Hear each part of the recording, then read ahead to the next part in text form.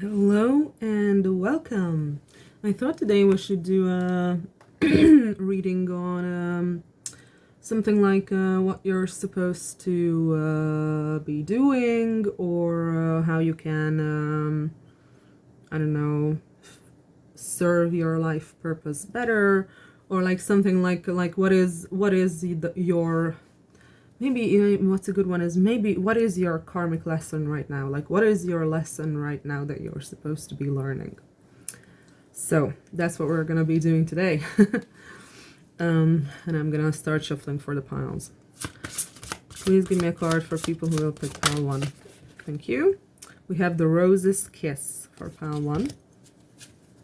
Please give me a card for people who will pick pile 2. We have Let It Go for pile 2. And we have, please give me a card for pile 3. Give me a card for people who will pick, okay. And we have Earth Magic for pile 3. So, again, the question is, what is your current lesson that you should be learning? And the cards you can pick are these 3. Rose's Kiss pile 1, Let It Go pile 2, and Earth Magic pile 3. So go ahead and make your selection, and I'll see you at your reading. Hello and welcome, pile 1. You picked the Rose's Kiss. Let's see what your lesson is supposed to be right now that you're supposed to be learning. Okay. Please tell me about what pile 1's lesson is right now. We have the Moon.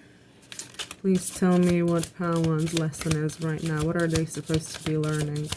What is pile 1's lesson right now? What are they supposed to be learning? What is pile 1's lesson now? What is pile 1 supposed to be learning? We have the Seven of Swords. Okay, we have the Page of Cups. Okay, what is pile 1's lesson right now? What are they supposed to be learning? What is pile 1's lesson right now? Oh, we have the Seven of Pentacles, and thank you, the Tower. Yeah, yeah, the Lovers is at the bottom of the deck. Okay, so this to me is talking about, like, especially with the Lovers at the bottom of the deck and the Rose's Kiss as the overall energy, the card you picked. This is like talking to me about bad habits in relationships. That's the first thing that comes out, that comes to me. Like I said, especially with the Lovers here in the at the bottom of the deck, this feels like important. I don't always read the bottom of the deck as something that is like very important to the reading, but this time I feel like it is. What I see here is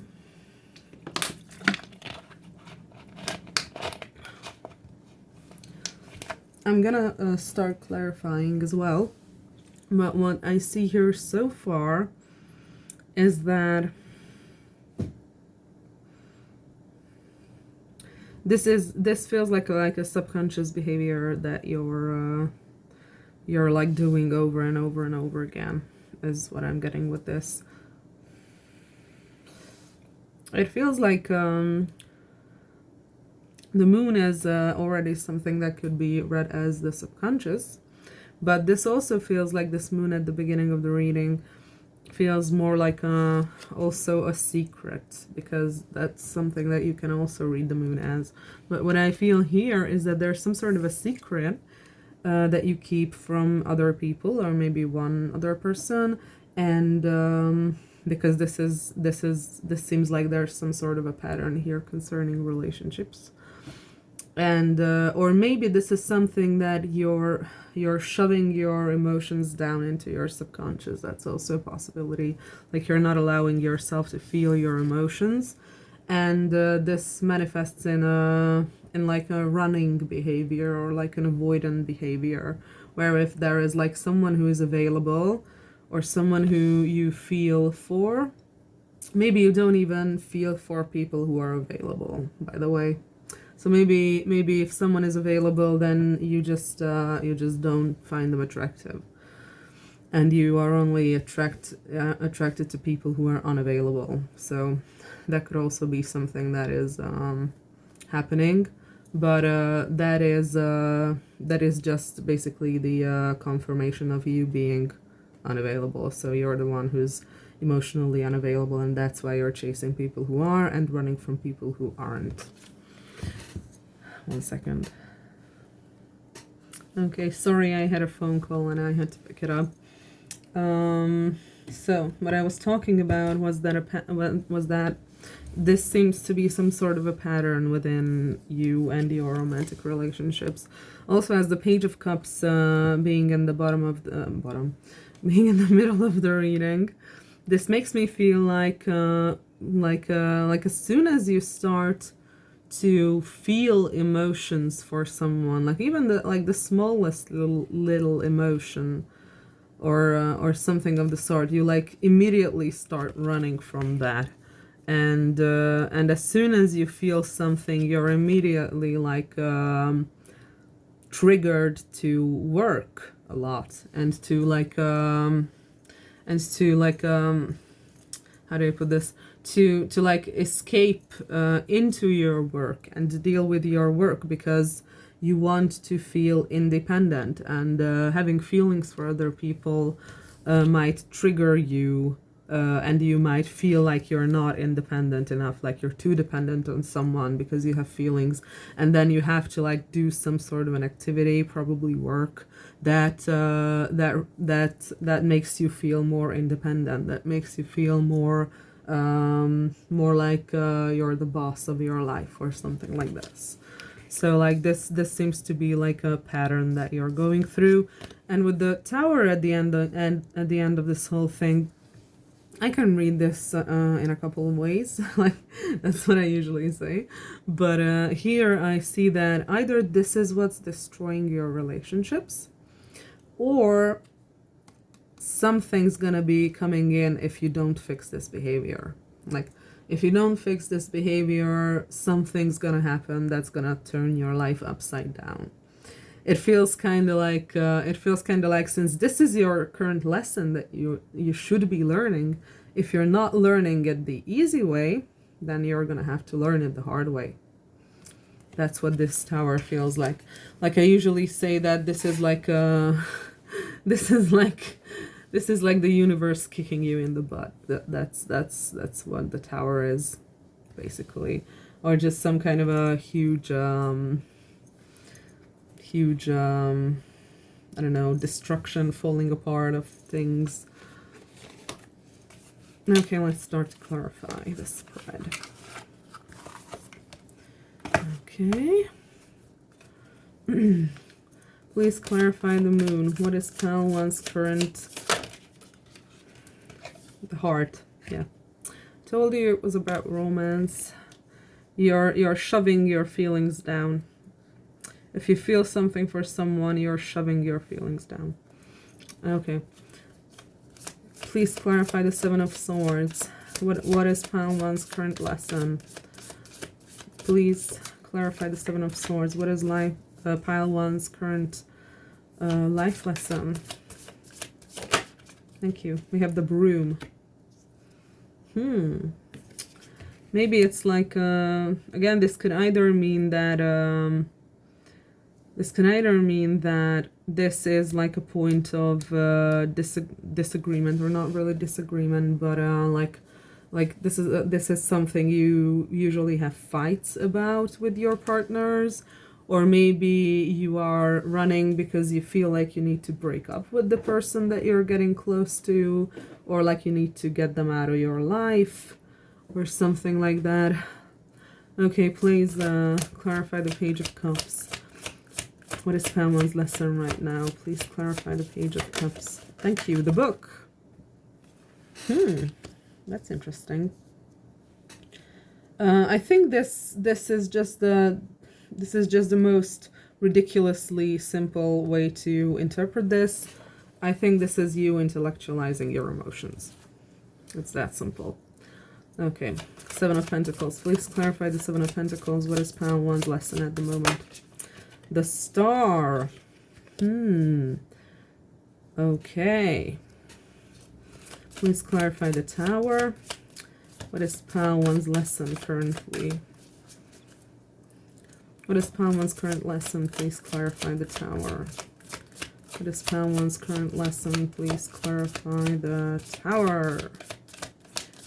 Please clarify the Tower. Come on. What is pile one's lesson right now? Please clarify the Tower.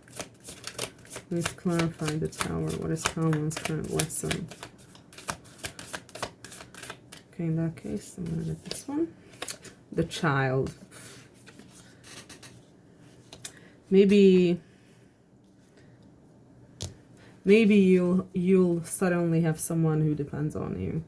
And we also have the balloon, the hot air balloon. Okay.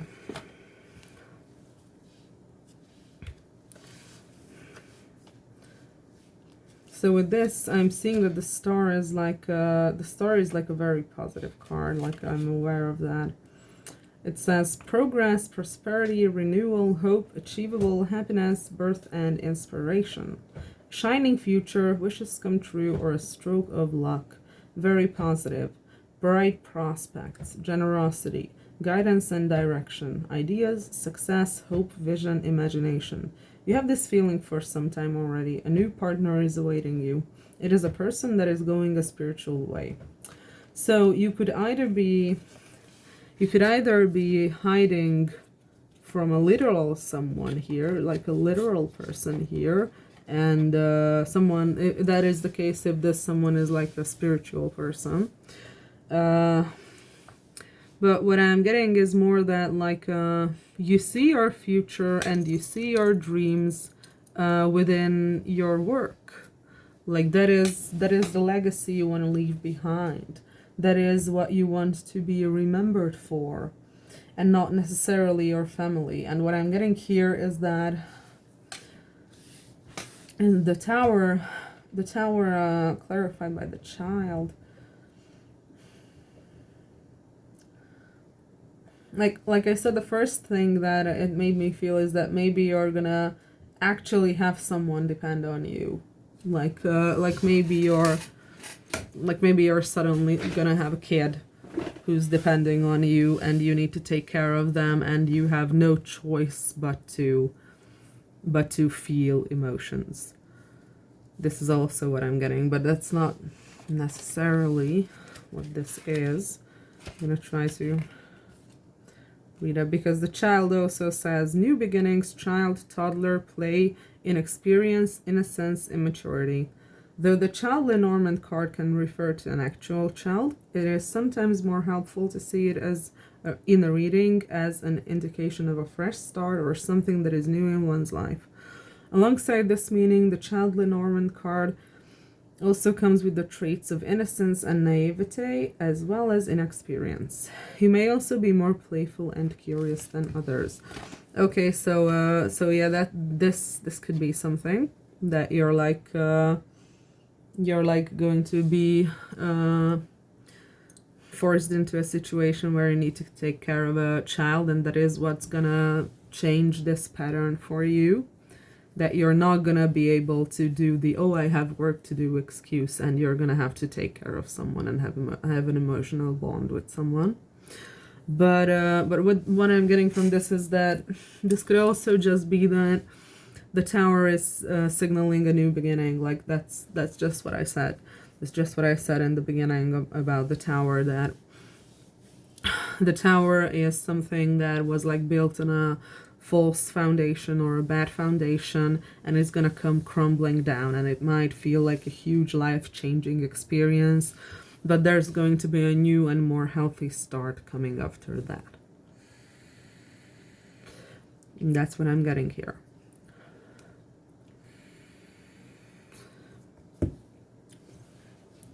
That's what I'm getting here. And it's gonna center around you intellectualizing your emotions instead of feeling them, and you pushing your feelings down into your subconscious, and you running from your feelings, and in turn running from people who you have feelings for.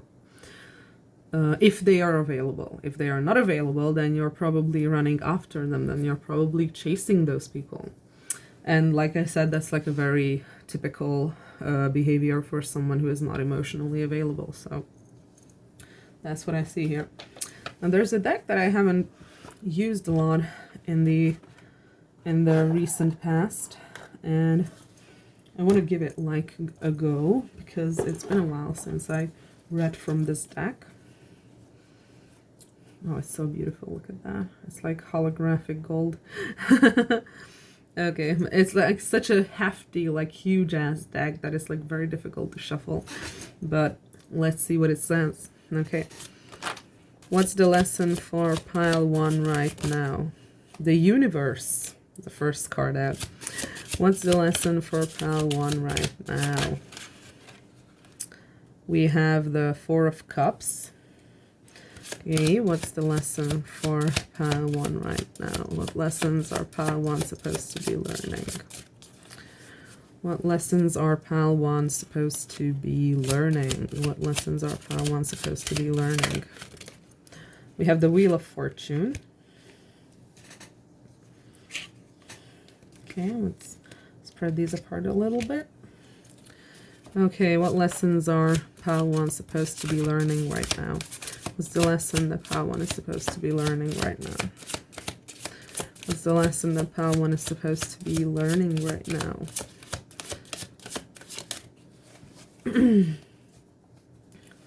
What's the lesson that pile 1 is supposed to be learning right now? Please tell me. Oh, we have the 6 of Swords. Okay. What's the lesson that pile 1 is? Thank you. We have the 10 of Pentacles. Okay. And we also have 2 of Pentacles and the Fool at the bottom of the deck. Yeah. Okay. And under that there is the Star. So with the universe starting this this spread of cards, I'm gonna say that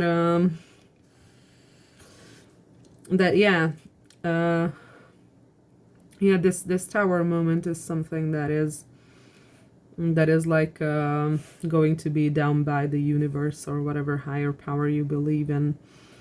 Even if you don't believe in any higher power, then maybe you believe in your subconscious and how your subconscious makes things happen around you in a certain way of you not realizing, making it look like fate. But this feels like it could very well be just an outer circumstance that's gonna like completely destroy a lot of things in your life if you don't learn this lesson. And you're gonna have to like start all over in some way. And that's why the Child is there. So yeah, this just seems to me to be like a confirmation that the universe is watching you. The universe is watching what you're doing. And they're watching whether you're, or it's watching whether you're learning your lesson or not. With the 4 of Cups, the Wheel of Fortune, the 6 of Swords, and the 10 of Pentacles.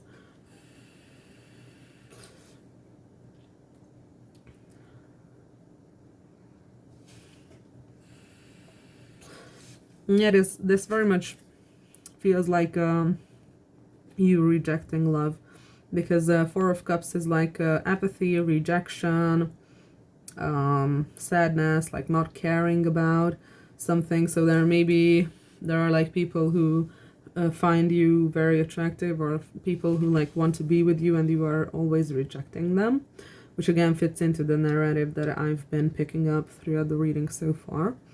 So this feels like you're rejecting love.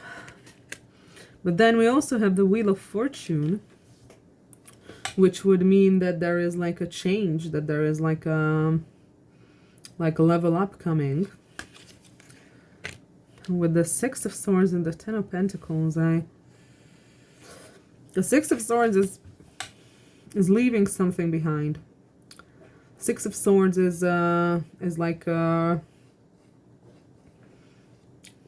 is like rowing to calmer waters, so to speak. It's like I said, it's like leaving things behind. And with the Ten of Pentacles at the bottom of the deck, not the bottom of the deck, my god, why do I say that? At the end of this spread of cards, this could be read in a couple ways. Like I'm not completely sure about how I'm supposed to read this right now, but this could mean that you're gonna move on from your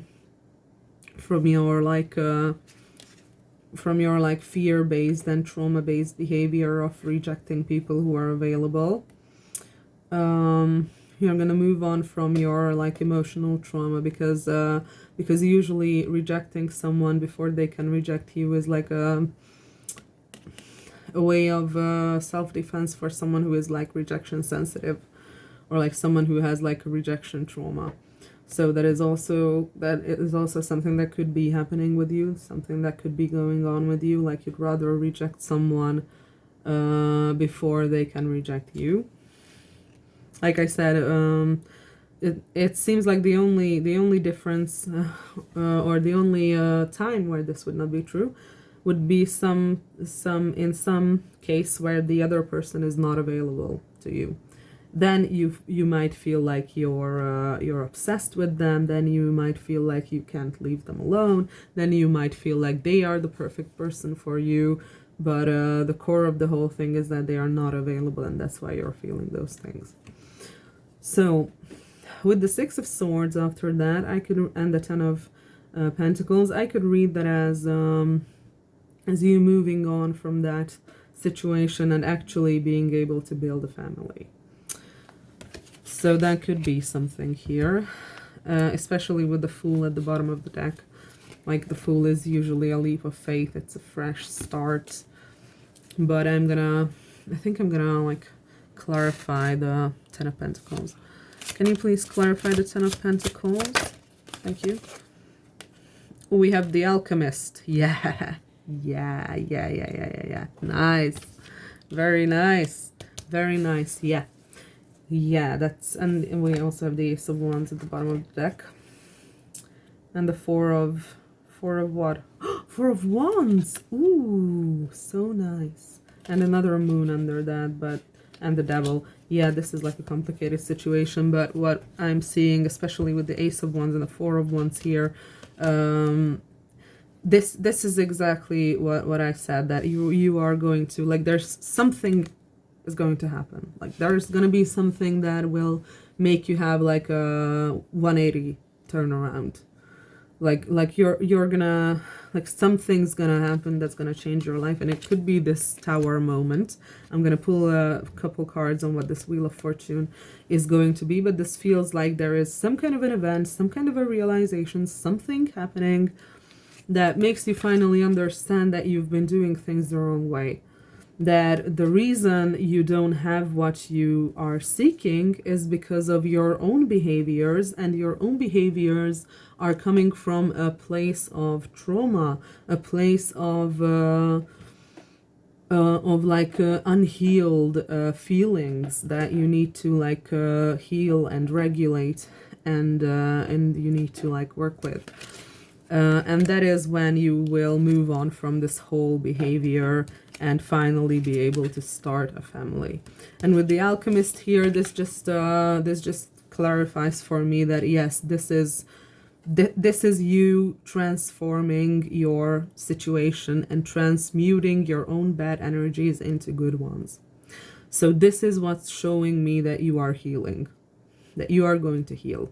You're going to heal out of this whole situation. So it's and again, this came out under the Tower card, like the way the spread is, the Ten of Pentacles and the Alchemist are like on top of and under the Tower card. So this might be like a forceful thing. You might feel like when it's happening that you don't have a choice at this whole situation, and you like have to do certain things.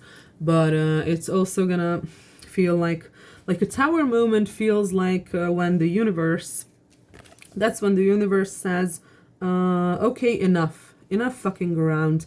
I'm gonna throw you into a situation where you're gonna where you're gonna be forced to learn this lesson. I'm gonna throw you a situation where you're gonna be forced to fucking do it. That's a Tower moment, and it could be very heavy. It could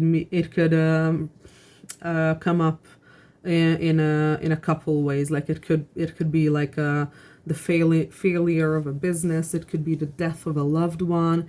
It could be like a huge ass financial troubles. It could be a mental breakdown. It could appear in a lot of ways. But with the Ace of Wands and the Four of Wands under that, the Four of Wands is just making me feel stronger than that you are going to be able to build a family after this. Like you're gonna have a family after this. You're finally gonna be at the point where you can settle down. Okay, can you clarify this Wheel of Fortune? Like, how will this Wheel of Fortune happen? What is this Wheel of Fortune event? Can you clarify? We have the Page of Cups. You're kidding me. The Wheel of Fortune came out on top of the Page of Cups, like the original spread had a Page of Cups in the middle of the reading. And clarified by the book, like if you remember. And the Wheel of Fortune came out on top of that, and now the clarifier for the Wheel of Fortune is the fucking Page of Cups. Okay, so I'm not gonna lie, Queen of Wands, yeah, exactly, fucking exactly.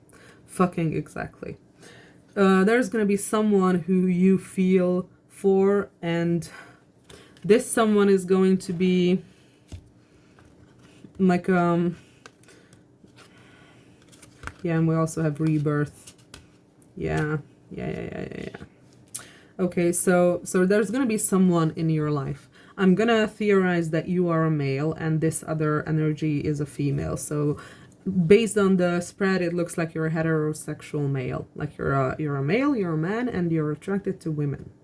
That's what this spread looks like. Doesn't necessarily have to be.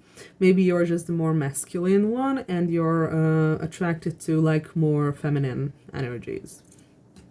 Maybe that's also a thing. Like it doesn't necessarily have to be completely heterosexual.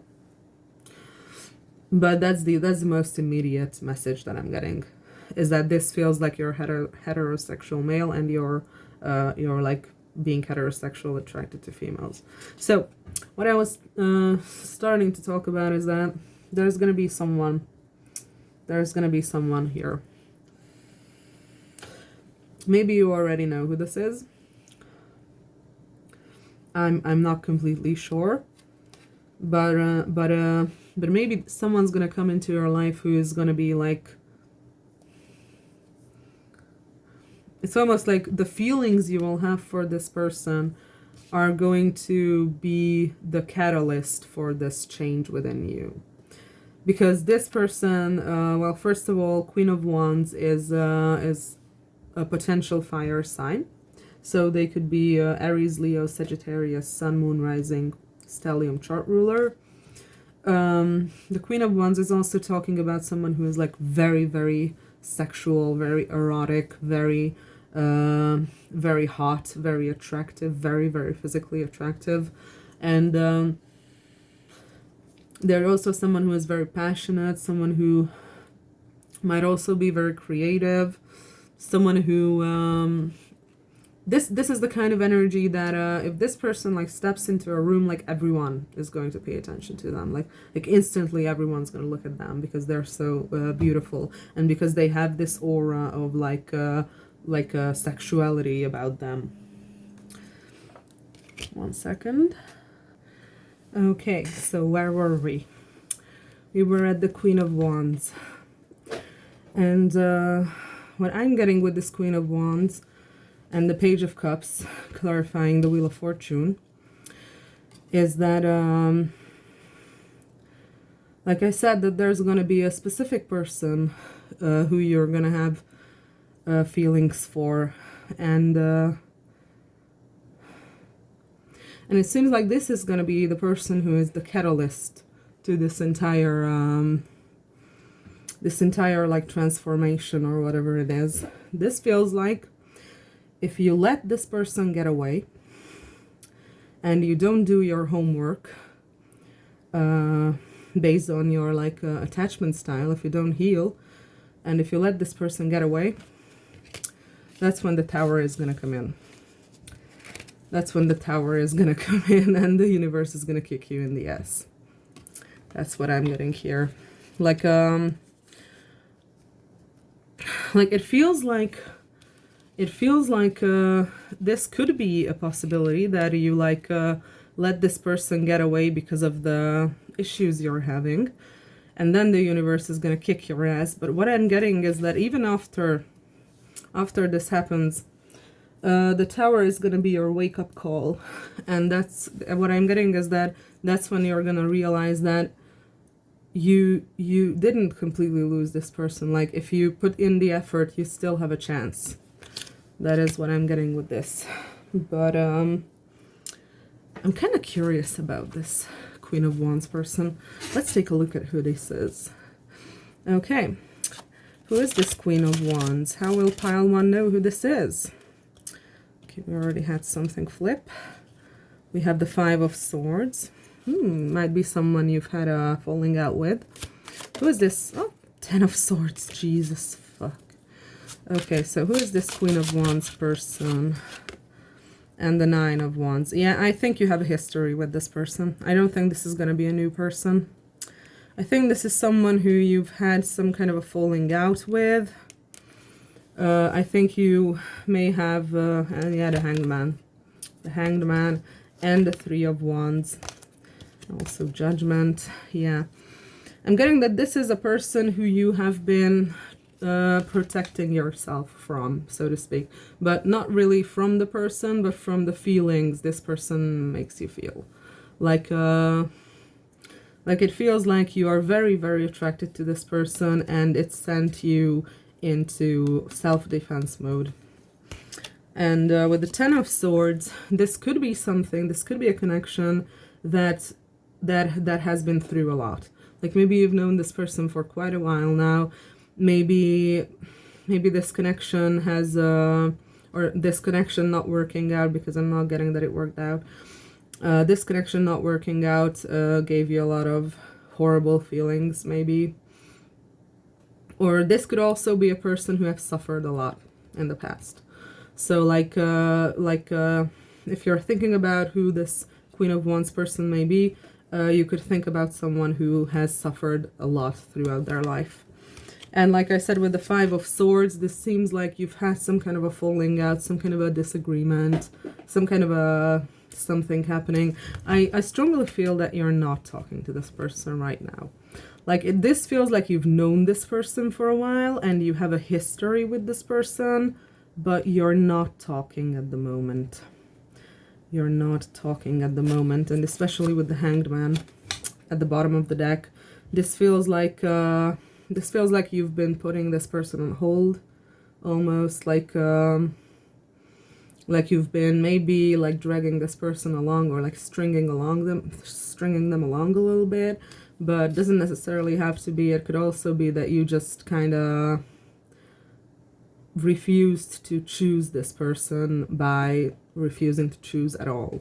So like this feels like inaction. This feels like you didn't take action towards this person. Okay. Anything else about pile 1 and what they're supposed to be learning right now? What their lesson is right now? Anything about pile 1 and their lesson? Ooh, we have Temperance. Yeah. You need to, what I'm getting is that you need to fix your relationship with this person. Okay. Anything about pile 1's current lesson? What pile 1 is supposed to be learning right now? Anything else about pile 1's current lesson, please? Anything else about pile 1's current lesson, please? Oh, we have the 10 of Cups. Yeah. Yeah. Anything else about pile 1's current lesson? Anything else about pile 1's current lesson, please? Okay. Oh my god, and we have the Ace of Cups at the bottom of the deck. And we have the 5 of Vessels. The Vessels is like a new suit in this deck, and I'm gonna have to check out the meaning because I don't remember. It's been a while since I used this deck. But we also have the Misery Collector and the Nine of Swords under that.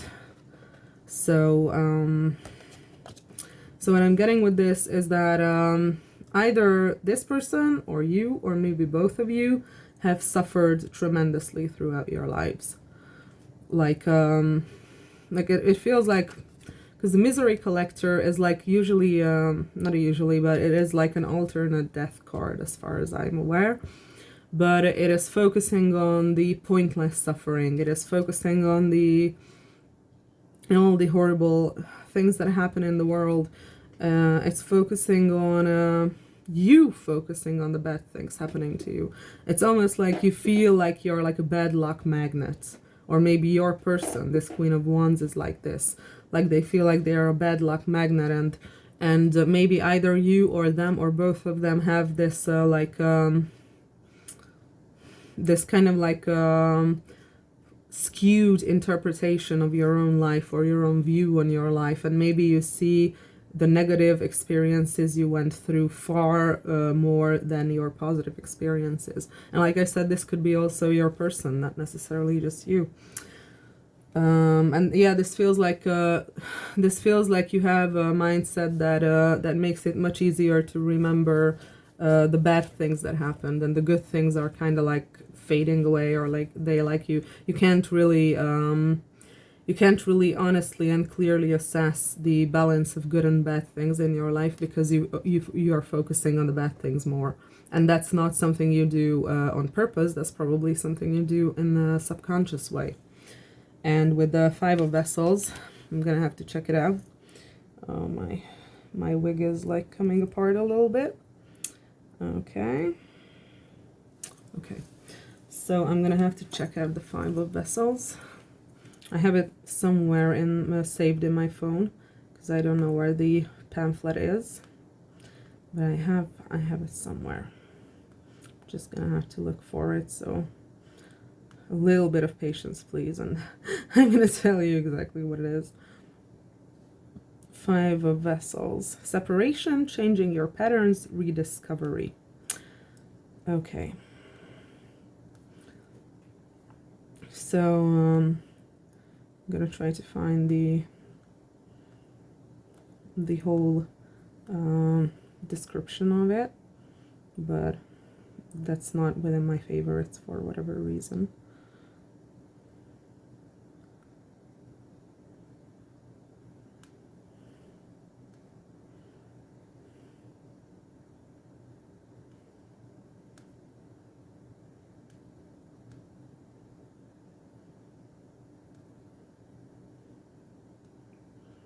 Sorry, I'm trying to not take too long, but I'm not finding it. I'm gonna have to do a Google search because I can't find it in my phone.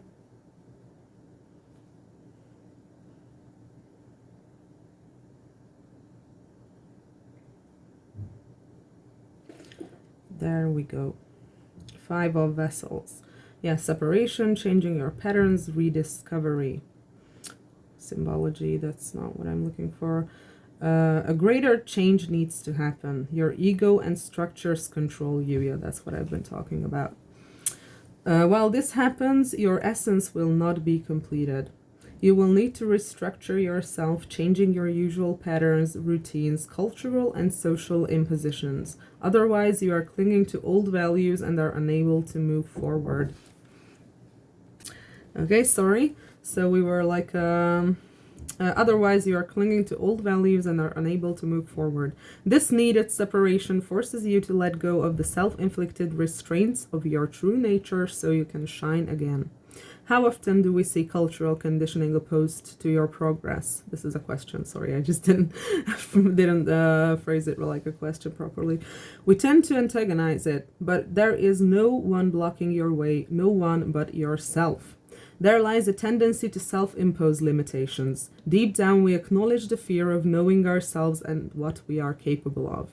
But that is the price of our own individuality, of what there is to discover in our inner selves. Such a process allows you to truly connect to your essence. The golden head, as your most precious element, conserves great powers, mental and spiritual. Because in the symbology of the card, there is like a golden head that this man is holding.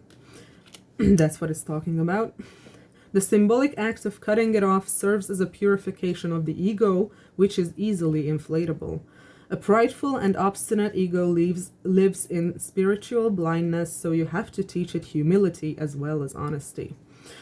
As the swordsman hides the golden head, you too should preserve. Oh my god, I can't read. Okay, let's do it again. As the swordsman hides the golden head, you too should preserve yourself from doubtful people who could take you away from your path. If we assume that the executioner is a projection of the dismembered king, we can state that this sacrifice must be done by ourselves. If you want the most successful outcome, you cannot let external forces do it for you. The sword, associated with the mind, is an instrument of purification, hewing down selfishness and materialistic seduction. It demands a rational transformation that takes a lot of willpower. This execution, cruel but always crucial, forwards us to spiritual harmony. Yeah, so yeah, this card is just talking about the fact that you'd basically the same thing that the alchemist is talking about under the Ten of Pentacles that we had. This is talking about you needing to change your patterns, you needing to break out of what you've known to work in the past and find a new way of making things happen, because what you've been doing in the past is not working, and it's not going to work in the future. And if you don't do it, then you're going to get kicked in the ass by the universe, like I've said before. And this also has something to do with the fact that you're like focusing more on misery, and you have this like negative mindset. And again, I'm not trying to make you feel bad about yourself. I know that people who go through a lot of shit in their lives tend to have this negative mindset. It's actually both a psychological and a chemical function that is happening in your mind. So it's literally the brain chemicals in your head not being in the correct balance. So I'm not trying to make you feel bad about yourself. I'm just drawing attention to what needs to be done or what needs to change here. And with the Temperance, the Ten of Cups, and the Ace of Cups, this is like very obvious. You need self-love, but you also need to be able to give love to others, and you need to be able to create a loving, harmonious, accepting, healthy environment with this person. And you're probably also going to build a family with this person. Like we saw the Ten of Pentacles, here's the Ten of Cups. Those are both family cards. So what I'm getting is that this person is going to be the one who's going to be the catalyst to your transformation. But the thing is that this whole thing is not about this person.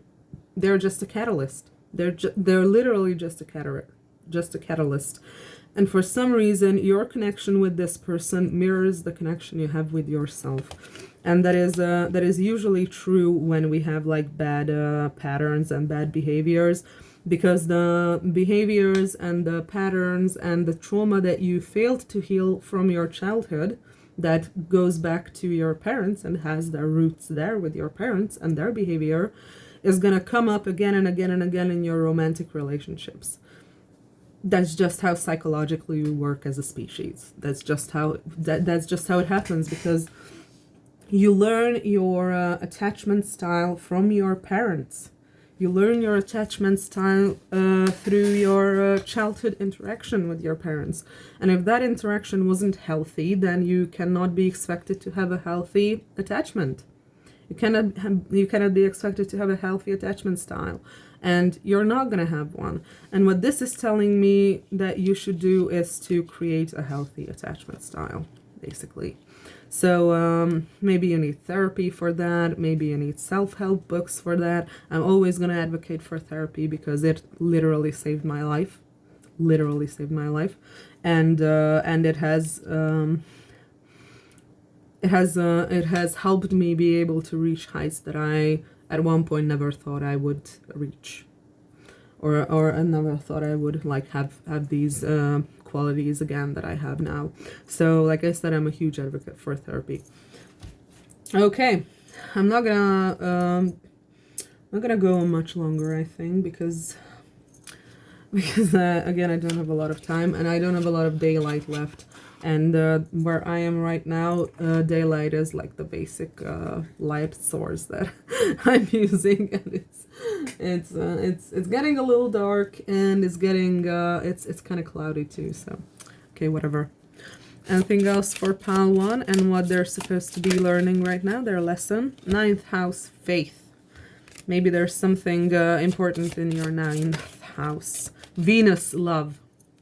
Can't make it up. Can't fucking make it up. I told you it's about love. It's about love. It's about your attachment style. It's about creating an environment with this specific person where the two of you can be happy. And for some reason, it's tied to this specific person. Okay. What else about Pal 1? What do they need to learn? What is their lesson? What is their lesson right now? What is the lesson for Pal 1 right now? Can you give me confirmations for like zodiac signs or something for Pal 1? Oh, fuck. We have Saturn return, H. So this could mean, again, a couple of things. You could be going through your Saturn return. That means you're either around your 30, you're either around 30 years old or you're around 60 years old. But this could also be your person being in their Saturn return. So it's not necessarily you, but Saturn return is about maturing. It's about finally taking life seriously. It's about finally getting to the point where you know what you want out of life and you're doing the things that need to be done. Like Saturn return is a very difficult transit. It's like a very difficult time in someone's life. It usually lasts about 2.5 years. That's how long Saturn spends in one sign, around that time. And it's always about growing up. It's always about growing wiser. It's always about if you have put in the work into yourself, when your Saturn return comes, you'll be rewarded by Saturn. But if you haven't put in the work, then Saturn is gonna give you the tower moment. Then Saturn is gonna push your ass and force you to do it. That's basically what it is. And that's kind of the energy I'm getting with you. Like you are in a huge turning point in your life, and you're gonna get your ass kicked if you don't do it right. Like, sorry, I'm not trying to be mean or rude. Okay, what else can you tell me about what Pal 1 needs to learn? Thank you. We have Chiron, healing. What the fuck did I say? Oh, and look at what's the bottom of the deck. 8th house, endings and beginnings. Transformation, change, transformation, healing. That's what this is about. That's what this whole thing is about. And for some reason, like I said, this Queen of Wands has some importance in this. For some reason, it's like I said, this person is like a catalyst for you to go through this change. But the point of this change is not this person. It's like the relationship you have with this person is mirroring your own inner issues and mirroring your own inner problems that you have to heal. That's what I'm getting. So like, I'm not gonna lie, that could like happen. Like that's like pretty much normal for someone who doesn't have a healthy attachment. But I'm getting something stronger here than this. But I'm not gonna say anything before I get like a card that would like represent that or something. So for now, I'm just gonna shut my mouth and get another deck. Okay. There we go. Okay. What more can you tell me about Pile 1's lessons? What does Pile 1 need to learn right now? Spring, everything that blossoms.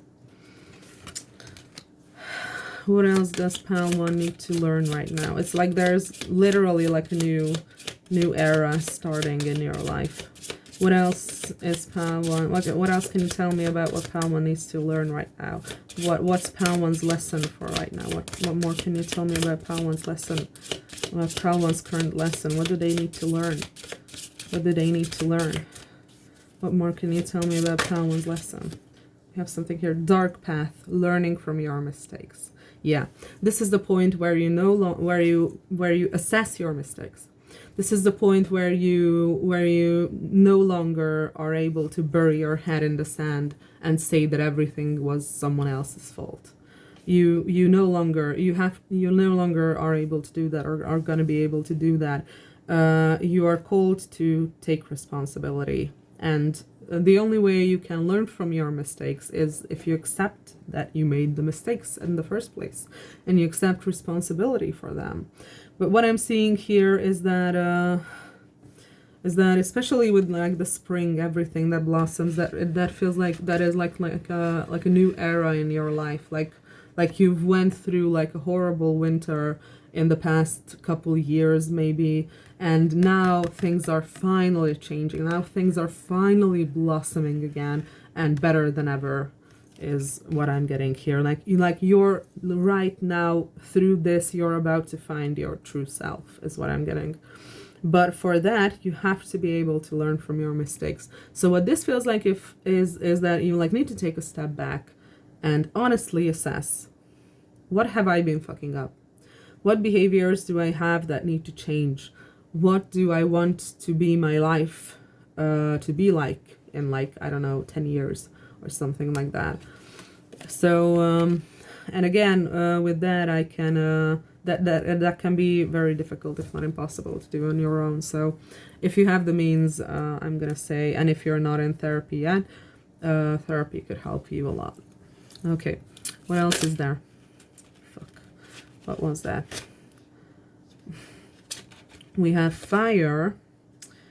Oh, we have a couple of things here. Okay, so we have fire to light my path. So someone here could be a fire sign: Aries, Leo, Sagittarius, Sun, Moon, Rising, Stellium, chart ruler. Your person came out as a fire sign person, but you could also be a fire sign, and it feels like it's like symbolic, because your person came out as the Queen of Wands, the Queen of Fire, and it's almost like this card says to light my path, and it's almost like this person is your light in the darkness. It's almost like this is the person who's gonna light your path for you. This is the person who's gonna help you through this whole thing and make you understand. Like I don't really get how, honestly. Like, is this person gonna be like your therapist or something? But I don't feel like that. I feel like you are in love with this person, and that you're gonna get together with this person and you're gonna have a family, and that would be very like unethical if they were your therapist. So I think that they just like, remember I said that the Ten of Swords came up when I asked about who this is. Maybe this person has already been through the shit that you are going through. Maybe this person has already been maybe this person has already gone to the other side of the whole thing, and they could be like your light at the end of the tunnel, showing you the way, showing you how to heal, because they have done it already. That is a huge possibility. That is what this feels like. That is what this feels like. Like, this person is gonna be like your light in the darkness, your guiding star, so to speak. We also have Earth. You gain what you work for. I don't really have to describe that. Like, if you don't put effort into yourself, and if you don't put effort into bettering yourself, then your situations are never going to fucking change. They're never gonna fucking change. And then you're gonna, and we all have free will. Like, even if you get the tower moment and the universe is telling you to fucking get your shit together, and even if you get that, you still have the free will to say that, no, I want to stay in my old shitty patterns, and I want to not live up to my potential, and I want to not fulfill my destiny, and I just want to like live the easy way. You can also do that, but you gain what you work for. So if you don't work for bettering your situation, if you don't work for bettering your romantic life, because that is what seems to be the central thing here, then it's never gonna change. It's always gonna be the same fucking thing. Okay, what we have is nightmares in the dark of the night. So I'm getting that this whole thing might be like, you might be losing sleep because of this. And I also had the Nine of Swords come up somewhere, I believe. Or maybe it was just the bottom of the deck. I'm not 100% sure, but I remember that I saw the Nine of Swords, which is basically this energy. It's basically the energy of lying awake at night at like fucking 3 a.m. thinking about all the shit that has gone wrong and all the things that could be better but aren't. And it's just like regret and shame and all sorts of those horrible feelings surfacing when you're alone at night trying to sleep. And this is also telling me that if you don't do this work, if you don't go through this transformation, then instead of your greatest dream, which we saw here with like the 10 of Pentacles, the 10 of Cups, like this fucking person, this fucking thing with this person, this family, this is something that you really want. This would be like your ultimate fulfillment. Like you feel like this person is the one who's gonna be who's gonna make it possible for you to have like a long-term commitment, who's gonna make it possible for you to have a family, etc., etc., etc. And what this is telling me is that if you fail or refuse to go through this change and refuse to learn this lesson, then your greatest dream is gonna become your greatest nightmare instead, whatever that may mean. Maybe you will get together with this person and your relationship is going to be horrible, and it's going to be and it's going to crumble after a while, and you're going to lose each other, and you're going to be in bad terms because you refuse to work on what you had to be working on, or something like that. That's what I'm getting. Or like this person just going off and marrying someone else instead of you. That's also something I'm getting that could be possible if you don't deal with this shit. And we also have Dangerous Passion, red as a bleeding heart. So there is definitely something something here about this person, but it's not just necessarily about this person. Like the first message I got was that maybe this relationship is taboo somehow. So again, I could say that this is your therapist, or this is gonna be your therapist, but I'm not sure, to be honest. Maybe there is just like some kind of a difficulty in your connection that makes it like dangerous. Like maybe if you want to be together, one of you or both of you would have to give up a lot of things in order for that to happen. Like that's something I'm getting. But what I'm also getting with this is that you don't feel safe in relationships. You don't feel safe when you have a relationship. You don't feel safe around people who are supposed to be the closest to you. And this is probably due to your bad patterns. This is probably due to your bad family life. It's probably due to how your parents behaved with you, how your parents weren't, how do I put this? I don't know if I can put this lightly. Your parents probably sucked. Your parents gave you a lot of complexes. Your parents gave you a lot of difficulties, mental health struggles, emotional struggles. That's what I'm getting with this feeling, that that you learned that whoever is close to you and whoever you love, it is not safe to love someone. You have learned that if you love someone, that is dangerous because that person can hurt you. And that's what I'm getting with this energy. Like maybe your parents were abusive and they made you learn, or maybe they were just very dismissive, and they failed to give you this feeling of emotional security that would be required for a secure and healthy attachment to form. So now, in your romantic relationships, you are afraid of intimacy and you are afraid to get too close to the other person because that little bell is going off in your head telling you that being close to someone is dangerous, and loving someone is dangerous, and being vulnerable with someone is dangerous. So that's what I'm getting here, and that's like a complex PTSD type of a deal. So unfortunately I know this very well. and I used to have the same thing going on, so, or like a very similar thing going on. I still have like some of it left, so I can't say that I 100% gotten rid of it, but it's like 5 to 10% of what it used to be with a couple of years of therapy. So again, if you're thinking about therapy, if you have the means, go to fucking therapy. Go to fucking therapy and thank me later. Okay. Let's see what else we have here. I'm gonna grab a bunch of different decks because I feel like it. Why not? I have so many fucking decks. Okay. So what else can you tell me about? Thank you. We have Angelite, spiritual or religious community. Join with like-minded people for friendship and increased spiritual growth. Yeah, this seems like you might have like it feels like the biggest issue you have is with romantic relationships, but you might also have an issue with community in general. You might also have an issue with being social, like maybe you're a very asocial person, maybe you prefer to be on your own.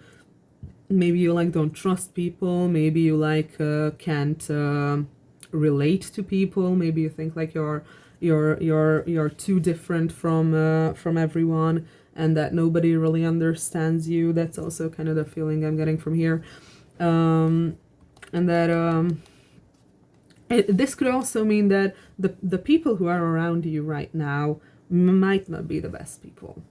Like they might not be the best people. And we also saw that with the Five of Vessels, if you remember the little thing that I read, the little blurb, which was the description of the card.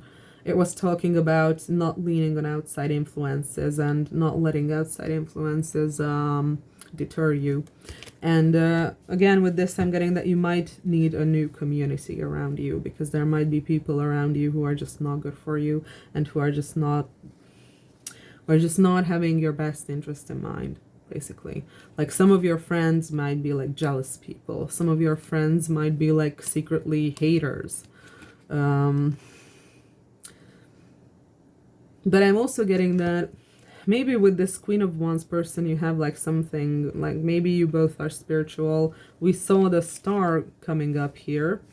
And that explicitly said that if there is like a new person coming in for you, they are like a spiritual person.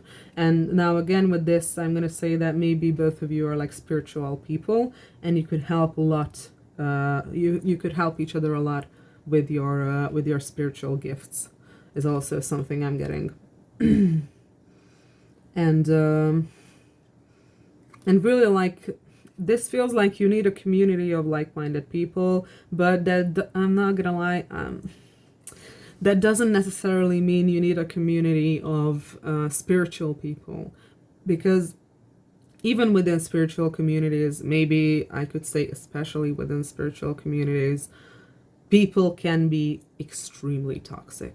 People can be very toxic, because a lot of people make this whole spiritual thing and the entirety of this, whether it's like New Age or something more traditional or Hellenistic or whatever, or Kabbalistic, a lot of people use this this whole spirituality thing to like stroke their own ego, to like say things like, oh yeah, I'm already like so advanced and I've already like healed my Akashic records, or whatever the fuck it is that they're saying about shit like that.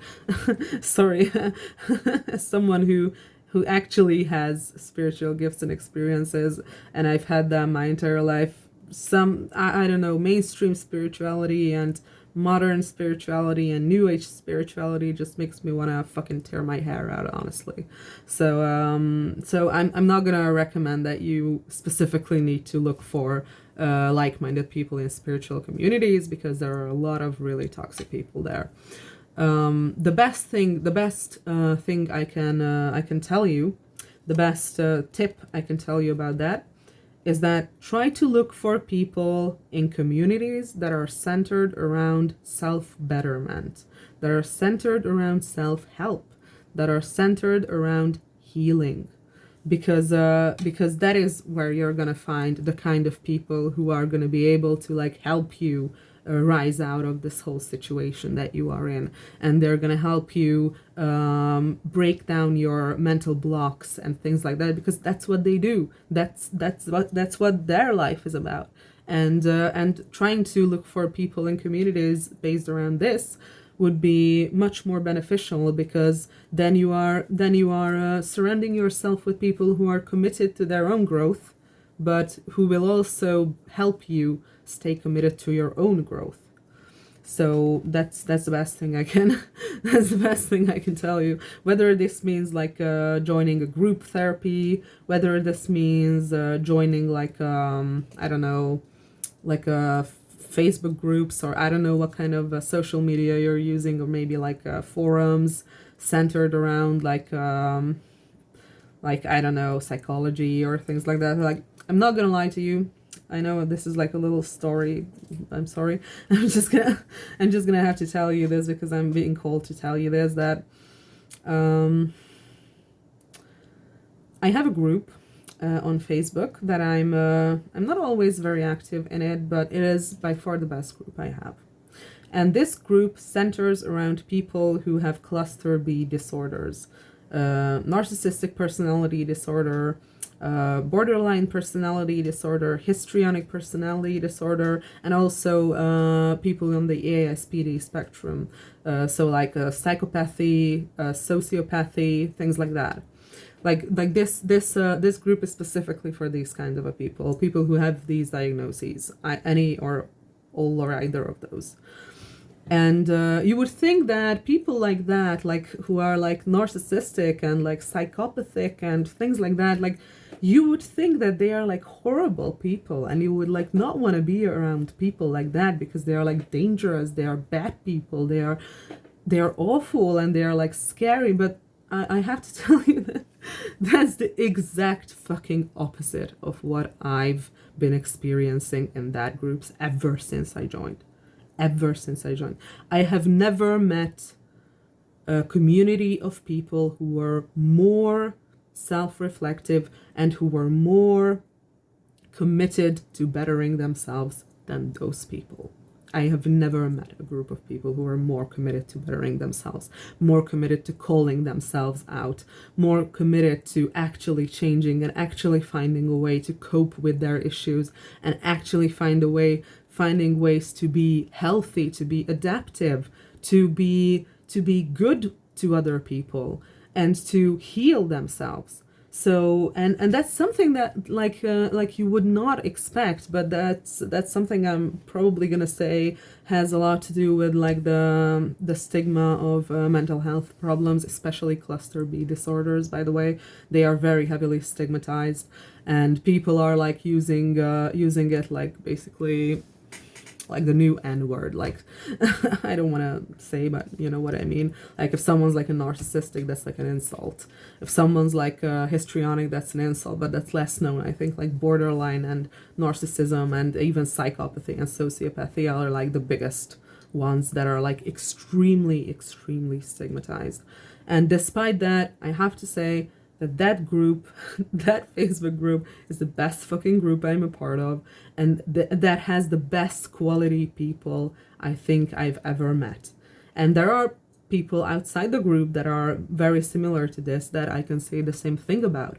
I don't want to say names, but I know people who have like ASPD, and they are incredibly sensitive to their own issues, and they are incredibly sensitive to what their environment requires from them. So, and this reminds me of a quote from one of my favorite video games, which is Skyrim. Not my absolute favorite, but one of my absolute favorites, which was like the point of the story is that like dragons are evil, blah blah blah, and there's like one dragon in this story who is not evil, one dragon who is like a good dragon. And I think he said something,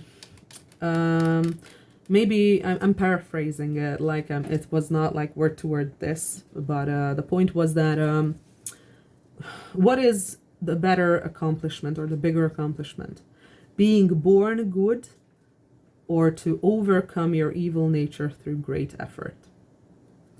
And that's what I can say about that group and the ASPD people I know in my life. So if you want a good community, go to where people are dedicated to bettering themselves. That's the best advice I can give. I know I've been yapping on about this for like several minutes. I'm sorry it took so long, but I really felt like I had to tell you this because spiritual people are, like, a lot of the time extremely toxic, and like toxic positivity is a very huge thing in spiritual communities that I highly dislike. And I usually, this is one of the reasons I usually keep my distance when it comes to like spiritual communities. And there are like a lot of people in there who are like not actually spiritual but are delusional, and I know, who am I to decide? But I think there's like a very fine line between psychosis and spirituality, but that's like another story.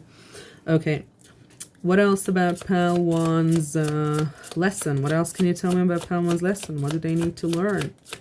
What do they need to learn? What else can you tell me about Pal 1's lesson? What else can you tell me about Pal 1's current lesson? What else can you tell me about Pal 1's current lesson? What does Pal 1 need to learn right now? What does Pal 1 need to learn right now? Okay, we have Diamond. Value your self-worth. You are God's precious gem. Yeah. The main thing about healing, the most important thing about healing, is that you have to learn to love yourself. And I know that sounds like extremely cliche and stupid, and that's like what everyone is telling you. Oh, love yourself. Oh, you're the most important. You're the blah blah blah.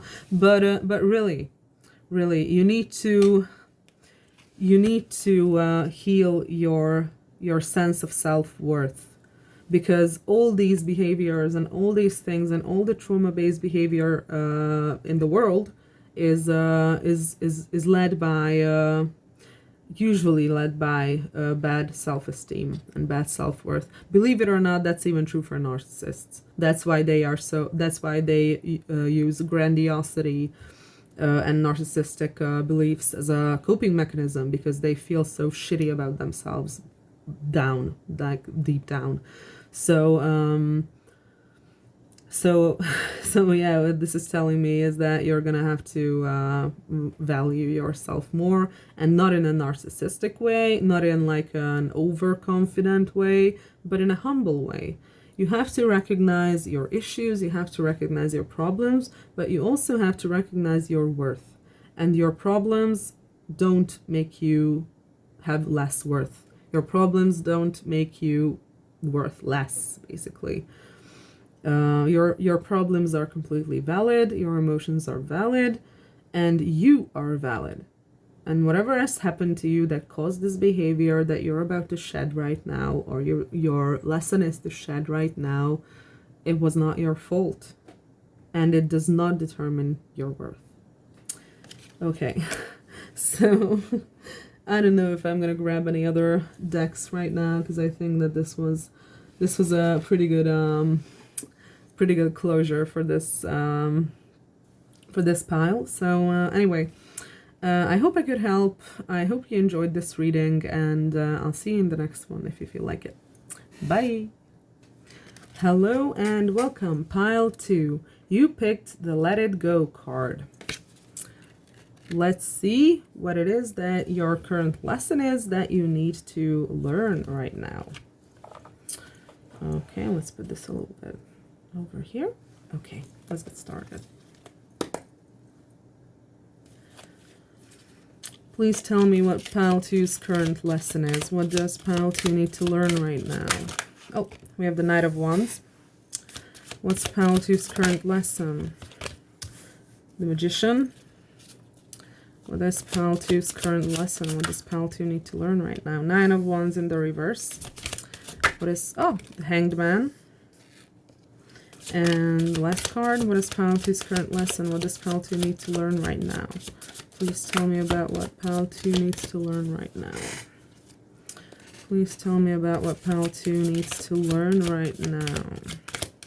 Please tell me about what pile 2 needs to learn right now. One more card, please. One more card. One more card, please. What does Pal 2 need to learn right now? What is their lesson? Okay, we have the King of Wands. All right, and the Devil at the bottom of the deck. Whew. Could be some addictions going on here, or some maladaptive behavior in general, or like codependent behavior. Okay. Okay, so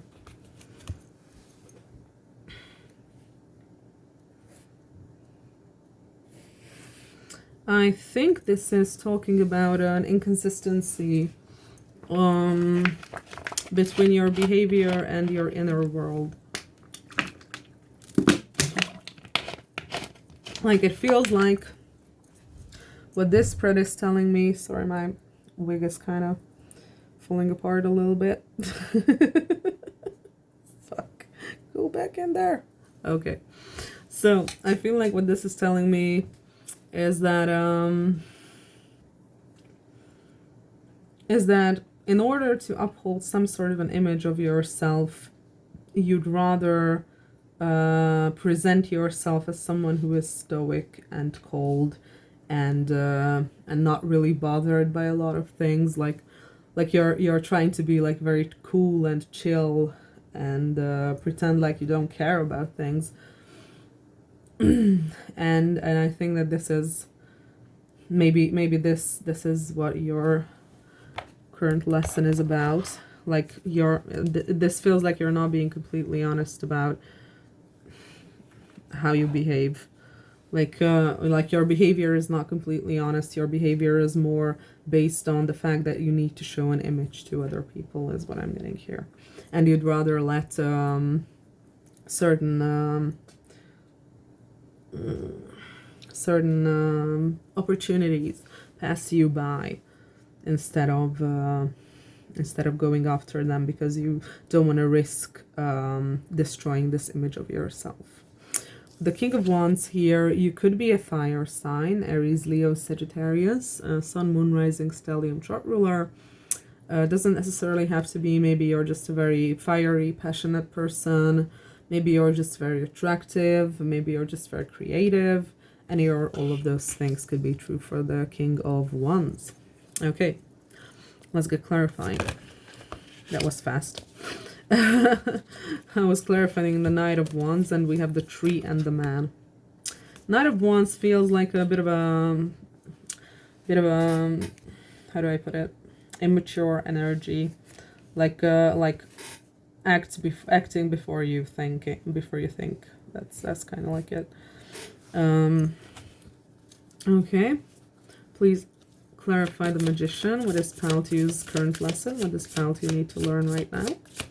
Please clarify the Magician. What does Pal 2 need to learn right now?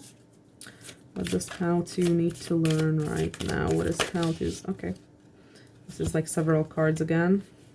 We have the House and the Stork. This is about moving. Maybe you're trying to manifest moving somewhere, because the Magician is usually a card of manifestation. Maybe you could be even doing spell work.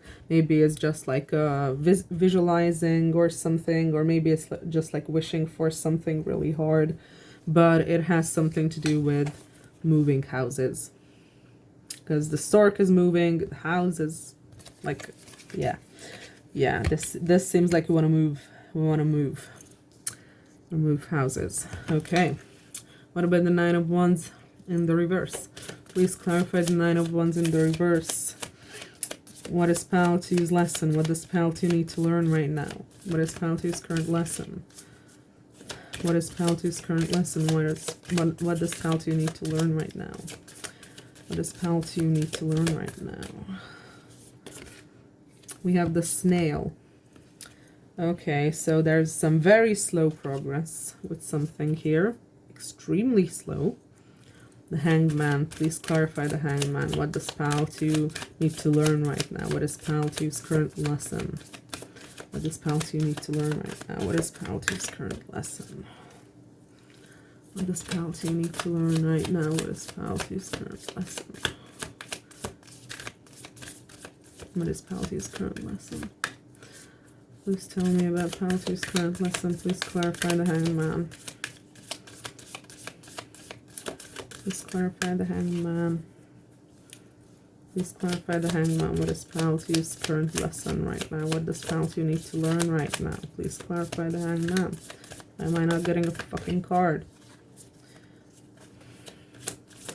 Please clarify the Hangman. What does Paltu need to learn right now? Okay. Pandora's box. Okay, so this seems like you are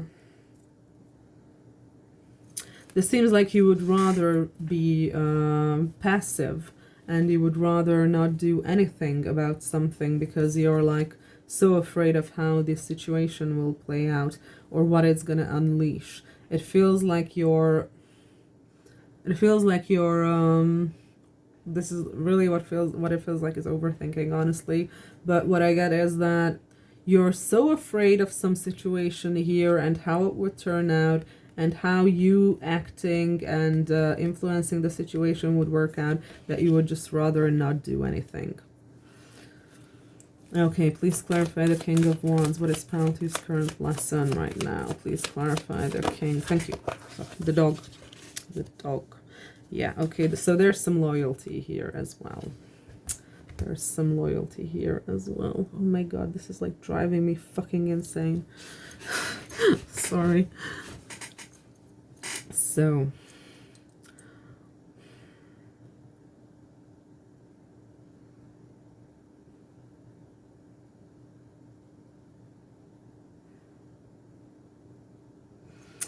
I'm gonna read the tree because I'm not 100% sure that I'm reading this correctly.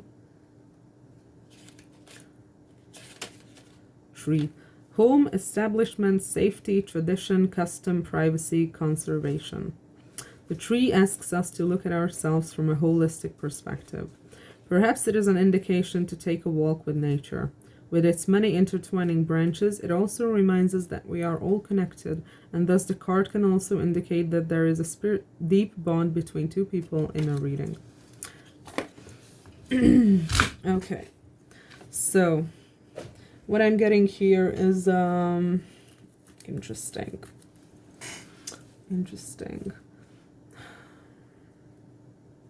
Interesting because it's such a like a contradicting energy with the Knight of Wands. Like the tree is like I said, stability and like what was it? And yeah, like safety, tradition, customs, and the Knight of Wands is like a very unreliable energy. It's like a very in and out of your life type of an energy. It's like a very immature energy, and then it's also clarified by the man.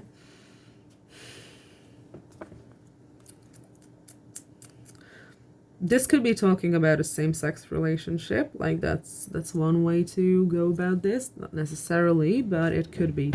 This could also be talking about the relationship with yourself. 1 second. Okay, so this could also feel like it is an issue with yourself, like your connection with yourself.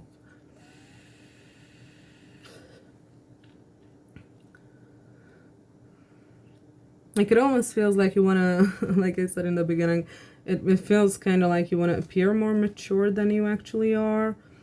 Like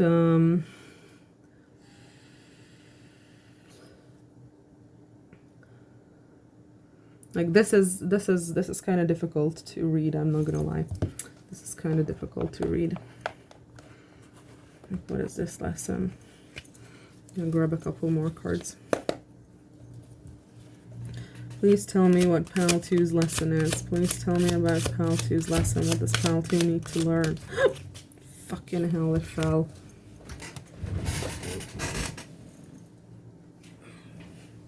We have the Hermit in the reverse. So this could have something to do with isolation or isolating yourself and telling you to not do that. Okay, what is Paltu's, thank you, 10 of Wands. What is Paltu's lesson? Oh, fuck. 6 of Swords. What is Paltu's lesson? What does Paltu need to learn right now? What is Paltu's lesson? What does Paltu need to learn right now? We have an Eight of Wands. Okay. And what does Penalty have to learn? What is Penalty's lesson right now? What does Penalty have to learn? Queen of Wands. Yeah. Okay. So I feel like there is someone here that and King of Cups at the bottom of the deck. So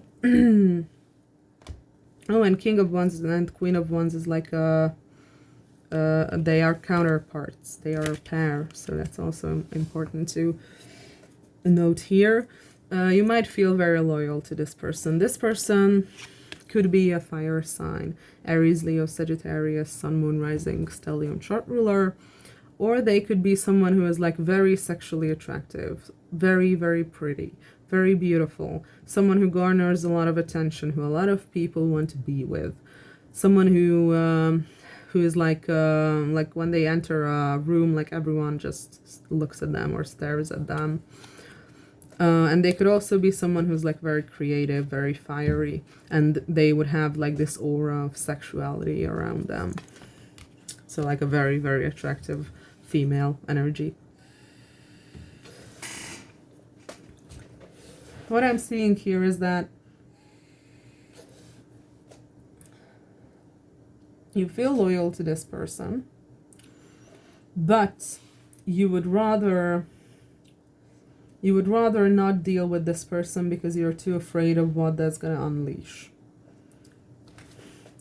It seems like you're trying to put your guard down with this person. You're trying to come out of like a self-defense mode, but it's extremely slow. But so it's like happening extremely slowly. Maybe you've been trying to do it for a while now, but this is measured more in months and years. So this is like a long time coming.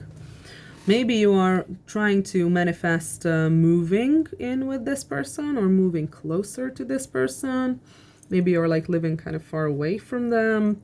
But with the Knight of Wands and the man and the tree is what I'm getting, and again, I'm not trying to like roast you or anything. This is just what I get with the cards. That it feels like your behavior towards this person, this woman, was very immature, and you rather have ignored the deep connection that the two of you had or still have in favor of your own ego. I'm not gonna lie, that's exactly what this looks like. Like you felt like your image was more important than the connection you had with this person. That's what this is showing me. And because of this, you were like you were like acting very immaturely with this person, or you were like very in and out of their life. Like maybe you like kept ghosting them or kept disappearing and never really gave them an explanation. But this feels like this is inconsistent energy. Like maybe one day you were like all over them and talking to them a lot, and then the next day you would like disappear for like 2 weeks or something like that, or maybe even longer. So that's like the Knight of Wands energy, and it feels like the reason you did this is because you valued your image more than the connection you had with this person, despite the fact that this seems like a strong connection, honestly. What this lesson is, what I'm seeing is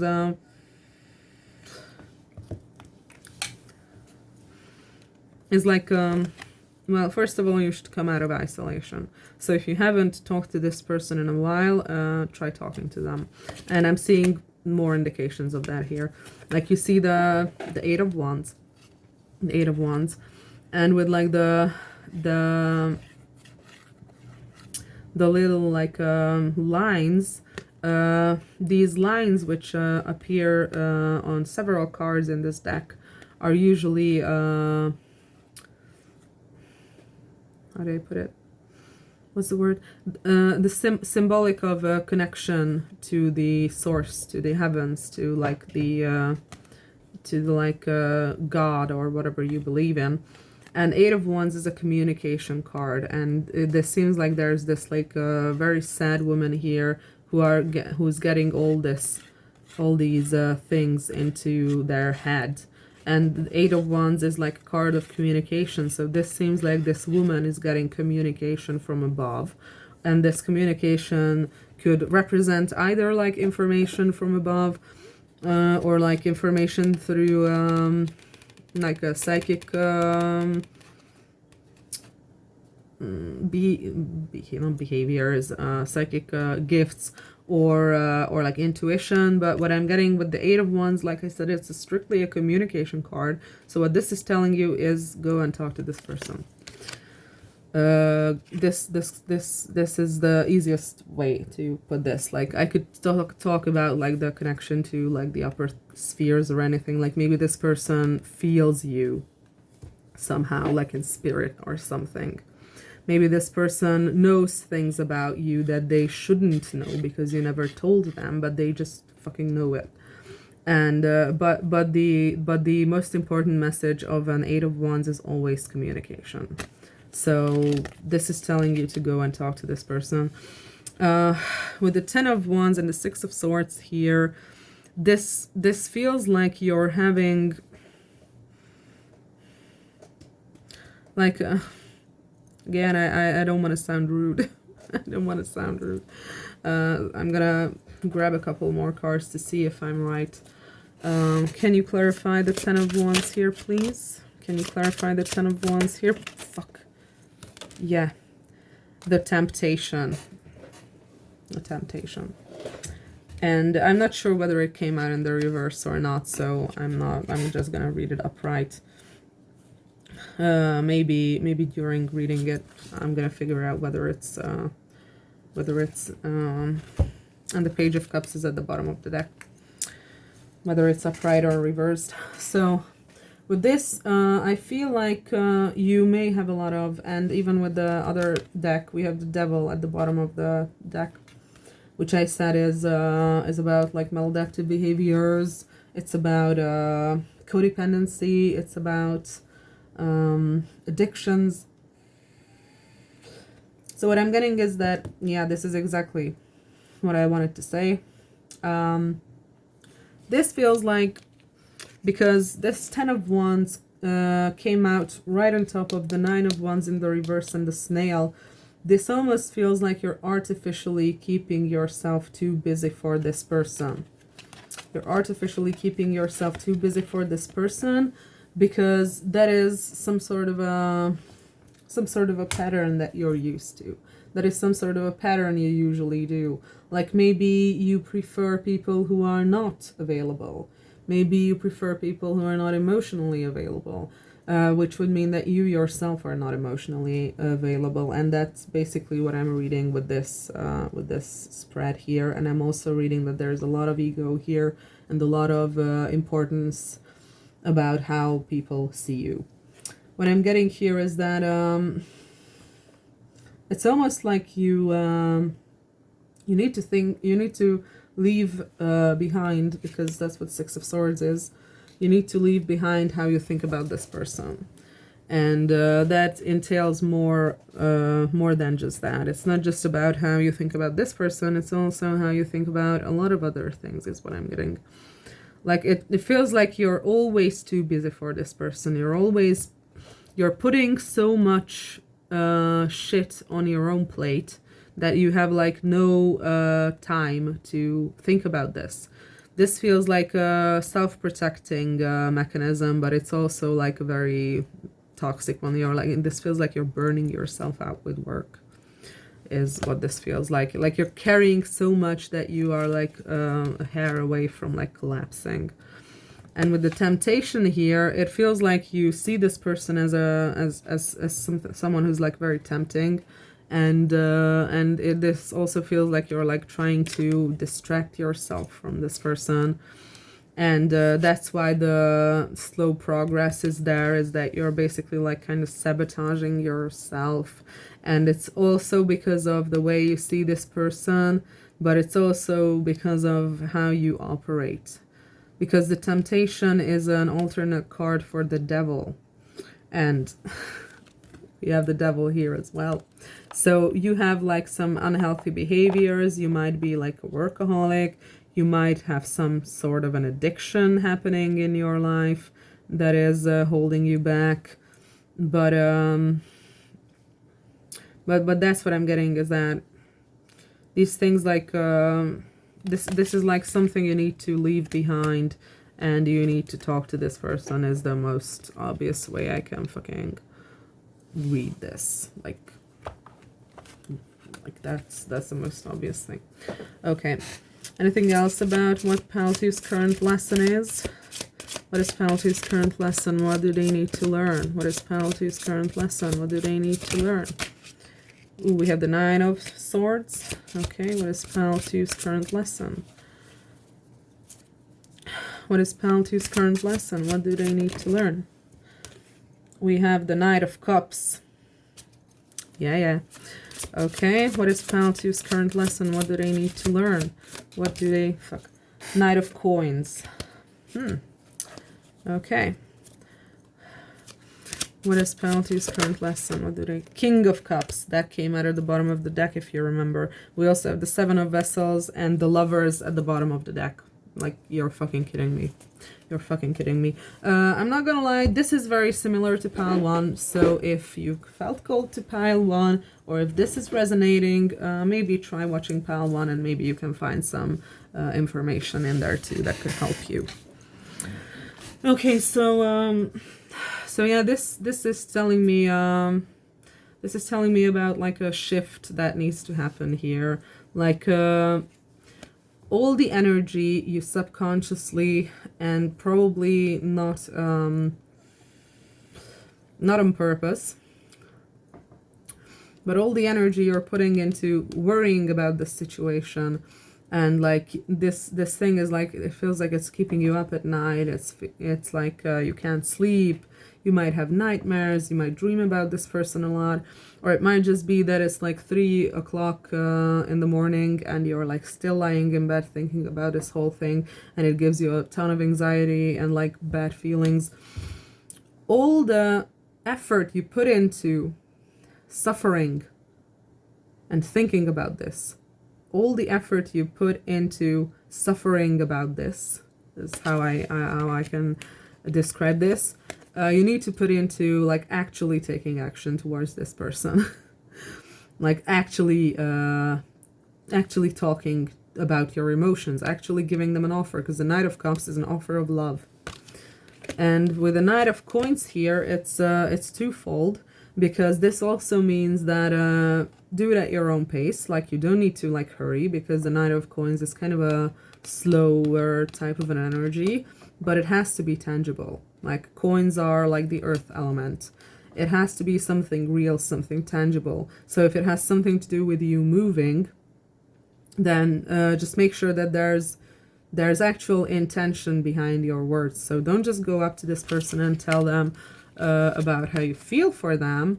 It feels like you need to have a plan to like make this into reality, is what I'm getting here.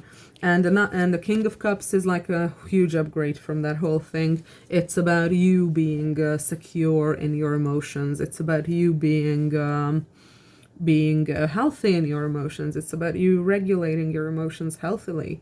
And I feel like that is the point you need to reach. That is the point you need to, that is what you need to transform into. Instead of this King of Wands, which is like usually not a bad energy actually, but this King of Wands reminds me a lot of the Emperor, and is basically like the second closest card to the Emperor, or like the closest card to the Emperor rather. Like, it feels like you're in an inflexible energy. It feels like you're in an energy where you feel like you always have to be correct, where you like need to defend your ego, where your image is the most important thing about you, and that's what you need to leave behind and learn to listen to your emotions more. You need to learn to listen to your emotions more, is what I'm getting here. So like, you need to shed that obsession with how the outside world sees you. I think that's why your card is let it go. Like, let go of all these ego-based behaviors is what this is trying to tell you. like this situation with this person was ruined. This connection was ruined, or rather this connection has been coming along very slowly because your image was more important for you than the connection you had with this person. And it feels like with the Nine of Swords here, I feel regret with this. Like you regret doing this, but it also feels like you don't know how to fix this because you're like kind of running from this whole situation still. And that's what I'm saying, that when you like feel all this pressure and all this anxiety thinking about this whole thing, all the energy you're putting into making yourself miserable about this situation needs to be put into communicating your feelings to this person and learning to regulate your feelings and to be in your feelings and to accept your feelings. Because the original spread I got here was someone who would rather like avoid emotions and avoid feeling. So this has to do with your emotions. This has to do with your emotions and your connection to this Queen of Wands person. And like I said, Queen of Wands was also like a central character in Pile 1. So if you felt called, then watch Pile 1 as well. Okay. Now, I'm going to grab another deck. Please tell me about Pile 2's current lesson. What does Pile 2 need to learn right now? Please tell me about Pile 2's current lesson. What does Pile 2 need to learn right now? What does Pile 2 need to learn right now? Please tell me about Pile 2's current lesson. What does Pile 2... Okay, water. What you feel. Yeah. What the fuck was I saying? What the fuck was I saying? Emotions. You need to learn how to feel your emotions. You need to learn how to regulate your emotions. And in the beginning, if you've been suppressing your emotions for a very long time, years, decades, maybe your entire life, in the beginning, it's gonna fucking suck. It's gonna fucking hurt because your emotions have been so repressed, have been so bottled up that the first time they're gonna come out is it might be explosive, it might be volatile, it might be very painful, but you have to let them out. You have to let them out and sort through them and understand why you feel these things and what made you feel these things and where you can trace them back to. You have to learn how to regulate your emotions. Okay, we got something else here. Dangerous Passion, red as a bleeding card. This is the same card that came out for Pile 1. And again, what I feel here is that you might have this issue where you had an unhealthy connection with your parents. And maybe that unhealthy connection with your parents, maybe they were abusive, maybe they were neglecting you. But that connection taught you that you are not safe in romantic situations. Like, you are not safe in romantic relationships. If there is someone who is too close to you, you are not safe. You need to be independent, you need to be alone, and that's the only way you can feel safe. That's what I'm getting with this card. This is about the fact that you need to understand that when you're in love with someone and when you get together with someone and when you're in a relationship with someone, that person is not your enemy. The person is not there to take away your independence. That person is not there to take away from you. That person is your partner. That person is your best friend. That person is your teammate. That person is someone you have to work together with in order to achieve success in the relationship. And you can trust that person. Maybe you've had people in the past where you had like bad relationships and you couldn't trust the people you were with. That is also something that could be true for you. And again, I know exactly how shitty that feels, but you have to learn how to love again. You have to learn to open your heart again and allow these feelings. Because what I'm getting with this Queen of Wands, I'm not getting a lot of cards for who this person is, but for some reason, just like with Pile 1, they seem to be like a central character to this this transformation that you need to go through, and it feels like this person is worth it, is what I'm getting. But I'm gonna pull some cards, but especially with like the Lovers at the bottom of the deck, like fucking seriously, and 10 of fucking Pentacles. Okay, Okay. Okay. Anything else for Pal 2? What is Pal 2's current lesson? What do they need to learn? What is Pal 2's current lesson? What do they need to learn? I also got that you need to learn to trust this person. Okay. What is Pal 2's lesson? What does Pal 2 need to learn? What is Pal 2's lesson right now? Oh, we have exploring. Far off lands are awaiting. We also have air and earth. So someone could be like an air sign. The other of you could be an earth sign. We also have with King of Cups, Cancer, Pisces, Scorpio. Again, Sun, Moon, Rising, Stellium, Chart Ruler. But we basically have all the elements here. So anything. Air is like Gemini, Libra, Aquarius. Earth is Taurus, Virgo, Capricorn. And with exploring, far off lands are waiting. I'm again being drawn back to the house and the stork. Like this feels like you're gonna move. Like you're gonna move somewhere far away, maybe closer to this person, and maybe that is why this Knight of Coins thing came up. Like I said, with the Knight of Cups came out first, and after that we had the Knight of Coins. And what this is saying, I told you what this was saying. It was saying that, yes, go and talk to this person and give them a romantic offer and tell them you want a relationship with them because that's what you seem to be wanting. But also make it tangible, like make it something that is actually possible in reality. And maybe this thing, this tangibility, this thing that would make it possible to happen in reality has something to do with you moving.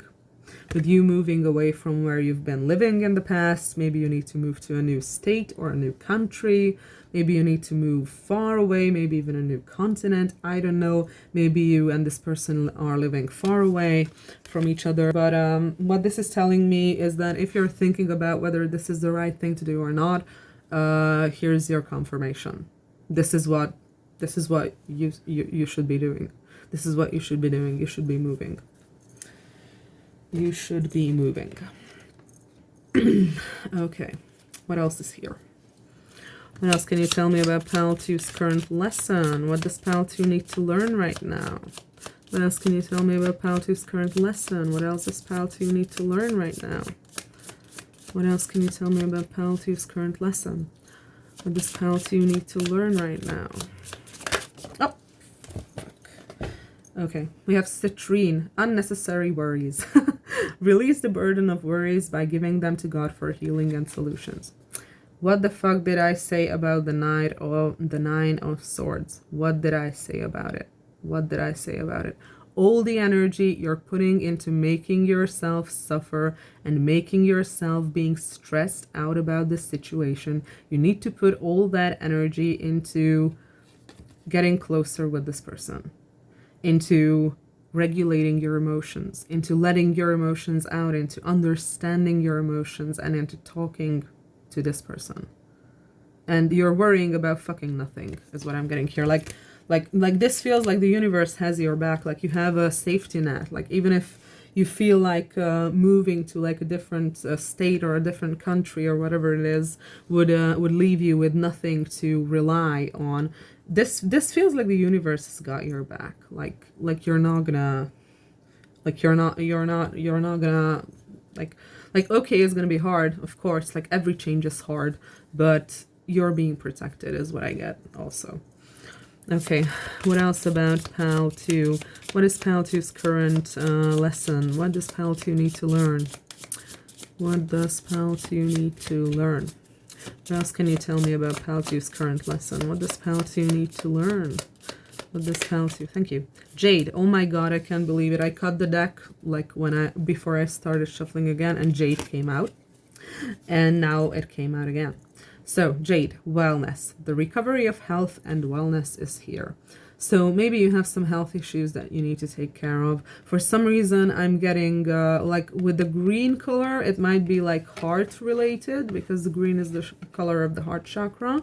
But what I'm mostly getting is like, I don't know why or how, but I'm getting some issues with like food or like digestive things because like Green is also a color of the earth element, and for some reason I'm getting some sort of like a Virgo energy, and Virgo energy is like usually a bit neurotic, very very prone to worrying, very very prone to overthinking, and also prone to having digestive issues. So maybe you like have something going on with your digestion. It also feels like maybe your eating habits are like not okay, like maybe you're not eating enough, or you're like eating too much, or maybe you're like taking healthy eating to like an extreme that is like no longer healthy, or like there's something here about that. It could also be like a hypochondriac energy, but I'm feeling more of a neglectful energy than a hypochondriac. Okay. What else can you tell me about Pal 3? What does Pal 3 need to learn right now? What does Pal 3 need to learn right now? Oh, and I almost forgot to say, we have the Codicus here. The Codicus is like a symbol of hospitals, a symbol of healing, a symbol of pharmacies. So maybe you are having or will be having some hospital visits in the near future, or maybe you're having them right now, or maybe you've had them in the near past, or maybe there are some kind of medications you need to be taking. This is just telling me that if you have medications and if your doctor told you to do something, fucking do it, and don't pretend like you know better than them, because you fucking don't. You probably don't have a doctorate in health. So, and by that I mean you probably are not like a medical doctor. And if you are, disregard this part of the reading, obviously. But if your medical doctor tells you to take something or do something, they do that because they know what the fuck they are talking about. And they have like 10 to 12 years of training for a reason. So don't pretend like you know better than them. That's also something that wanted to come out. Okay. What else about Pal 2? What else does Pal 2 need to learn right now? What is Pal 2's current lesson? What does Pal 2 need to learn right now? What is Pal 2's current lesson? What does Pal 2 need to learn right now? What is Pal 2's current lesson? What does Pal 2 need to learn right now? What does Pal 2 need to learn right now? What is Pal 2's current lesson? What does Pal 2 need to learn right now? What is Pal 2's current lesson? What does Pal 2 need to learn right now? I think the reason I'm not getting any card is because I really fucking need to pee. And I think I'm losing focus. So, excuse me for a second. Okay, sorry, I'm back. Hopefully I'm gonna have better focus right now. So, what else can you tell me about Pal 2? What do they need to learn right now? What is their lesson right now? What is Pal 2's lesson right now? What do they need to learn? Please tell me more about what Pal 2 needs to learn right now, what their lesson is. Please tell me more about Pal 2 and their lesson.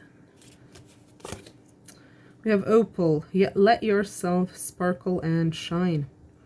You are guided to be bold and show your bigger than life side to the world. What this is telling me is that it's time to stop playing masquerade. It's time to like stop fucking pretending like you're someone who you're not. It's time to stop. It's time to stop feeding off the image other people have of you in their mind. That's what I'm getting. It's time to show who you truly are. Time to show everyone. Time to show fucking everyone. And time to fucking stop caring about what everyone thinks about you. Just give them the fucking finger if you don't like their opinion. Who gives a fuck? It has no effect on you. The opinion of other people have no effect on you at all. And like, again, I'm not trying to act like I'm like a superior in any way, because I'm like a recovering people pleaser. So I know, again, exactly how fucking difficult this is. And I don't want to pretend like It's not difficult. It is fucking difficult. Okay, I feel like I'm gonna what did I forget? Which deck did I forget? Because I forgot a deck. I think it was oh yeah, I didn't pull from the Black Moon astrology deck. Okay. What more can you tell me about Paltu's current void of course, moon missing. Yeah, this also means a couple of different things. What more can you tell me about Paltu's current lessons? Solar eclipse, revolution. Nice. Okay, what else can you tell me about Paltu's current lessons? What do they need to learn? Part of fortune increase. Okay, any confirmation of any placements, anything else? Yod, destiny. And we have Venus, love, and Aquarius, I know. Okay, so one of you could be an Aquarius here. Again, doesn't necessarily have to be, but could be sun, moon, rising, stellium, chart ruler. Like I always say. We also have Scorpio, I transform. What the fuck was I talking about? It's about transformation. It's about changing. It's about making your life different. And that starts with you. Your life starts with you. So, yeah, what I get here is that it's a lot of change energy, like with the Scorpio and the solar eclipse revolution. Like this feels like you're finally gonna recognize that all the ways you've been living your life in the past has or have not actually been according to how you want to live your life. This feels like once you realize that you are overly dependent on the image other people have of you in their heads, you're gonna finally understand that you're better than living your life according to what other people think about you. You deserve more. You are worth more than doing that. It's almost like it's gonna be like a bit of a rebellion on your part. Like, fuck what everybody thinks. Fuck you. I don't want to live like that anymore. And that's the feeling I get here, because it feels like you have like a little bit of a fragile self-esteem and ego going on here that makes you too dependent on how other people see you, and you need other people to see you a certain way to fill that void within you. And what I'm getting here is that when you're like finally gonna realize what you're doing and finally gonna understand, you're gonna like throw all that out the window, because you're finally gonna understand that you need to live according to your own beliefs and your own wishes, and your own image of yourself is the only one that's important.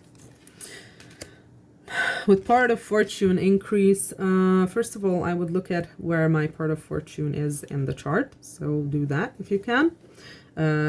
You probably can. In one of my previous videos, I for somehow got the calling to like show people how to draw their own charts, but just go to like astroseek.com, which I think is ASTRO what the fuck is it called? Dash. No, or not dash. Dash is like that. Like what's this called? I don't remember, but it's like ASTRO, that thing that's like in the middle, not down, in the middle, SEEK.com. Oh my god, that's so fucking embarrassing that I don't remember what that is called. Jesus Christ. Oh my god. Okay, whatever. What the fuck ever. So check out where your part of fortune is in your chart, and maybe try to lean into that. But the more important thing I'm getting with this is that this is gonna be your lucky break. Like, maybe this whole thing is talking about the move, but it's not just the move that is here. It is also your change of perspective about yourself. And it is also about understanding that your image is not more important than this connection that you have with this person, or it's not more important than your dreams. It's not more important than what you actually want to do.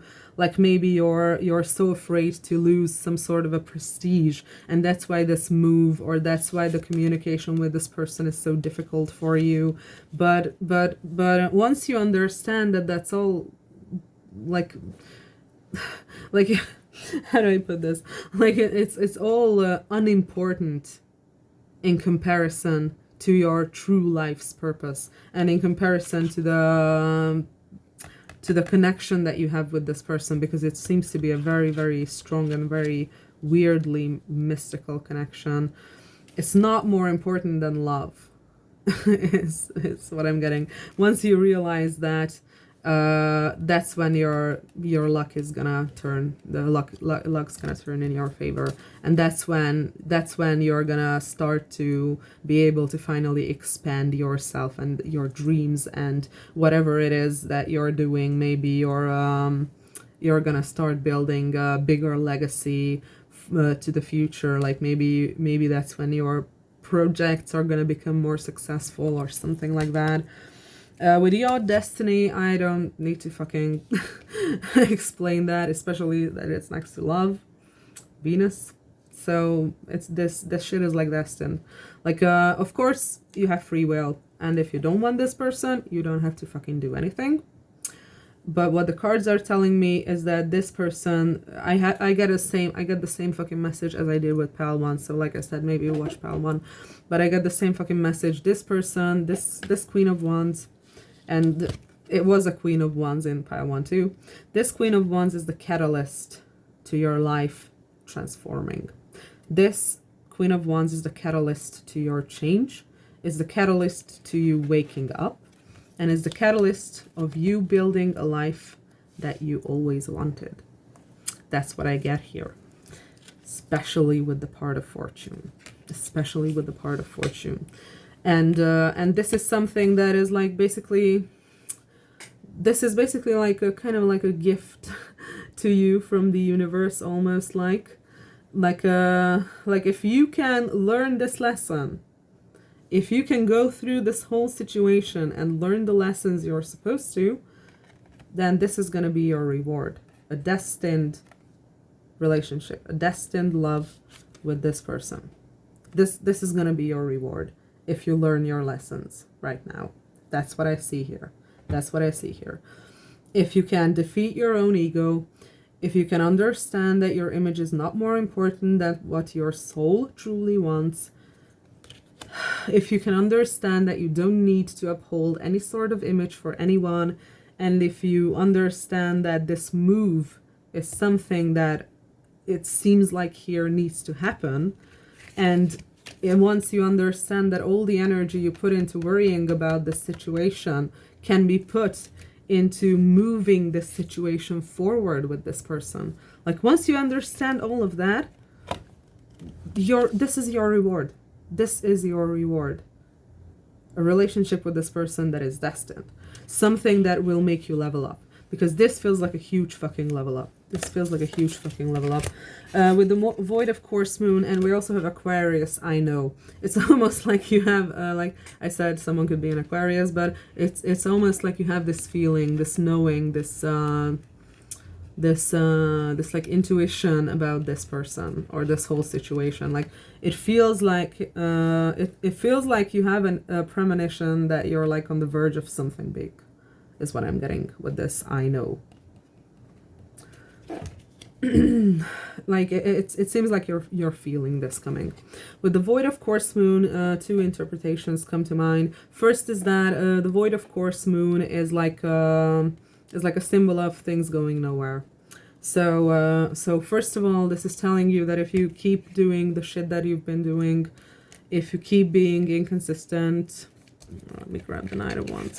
If you keep being inconsistent with this person, if you keep putting your own ego ahead of your connection, if you keep putting your own ego ahead of what you truly want, and if you just continue to feed on the image of other people that they have of you in their minds, and if you continue to do this crap, and if you continue to like put this person on hold and not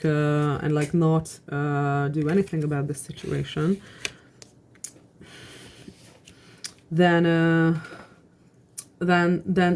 it's not gonna go anywhere. Like that's one thing, that you're gonna lose this person and that shit is not gonna go anywhere. But the other thing is that your life is not gonna go anywhere. Like, what I get with this is that if you keep doing this shit, if you keep constantly making yourself too busy to really deal with your issues and to deal with this person, then your life is gonna go fucking nowhere. You're gonna be stuck in the same patterns. You're gonna be stuck in the same cycles, and it's never gonna get better. Like, if you don't put in the effort of making it better, then it's never gonna be fucking better. It's never gonna be fucking better. I'm looking for a card because I'm not sure. Yeah, King of Cups. If you don't learn to regulate your emotions, if you don't learn to feel your emotions, then you're gonna be stuck in the same shit that you've always been in, and then nothing's gonna change. So this card is the universe. How do I put it? Calling you to pay attention to the fact that you still have free will. You still have free will, and not choosing is also a choice. So, like, choosing to not do anything is also a choice. It's also a choice. This is the universe acknowledging that you don't have to do this whole thing if you don't wanna, but then your life is gonna stay the same fucking shitty way that you've been trying to get away from for, I don't know, maybe years, and you're trying to, like, get away from it and not think about it because it's not the way you want it to be. So this is the universe telling you that it's your choice. It's your fucking choice. You can have your life go nowhere, or you can have this huge ass fucking change in where you live, change in how you behave, change in who you are with, and then you're gonna have extremely abundant rewards. But you can also decide, of course, to be the same shitty way that you always were, and that's basically what I'm getting. And also with the missing here, the second message that I'm getting is that you're missing each other with this person, with this Queen of Wands. Like, you're missing this person is what I'm feeling the strongest. This person is probably also missing you. But I'm feeling it stronger on your part. Like, you miss this person. Like I said with the Aquarius, I know here there's some sort of a knowing, there is some sort of an intuition you have about this person, and that is what you ignored in the past. That is what you ignored in the past. This connection between the two of you. Your ego and your image was more important, and that's why you were inconsistent with this person. Maybe ghosting them, maybe just not being there for them, maybe just being very sporadic with your communication or meetings or whatever. So that's what you are called to fucking stop. That's what you are called to stop. You are called to deal with your emotions instead of running from them.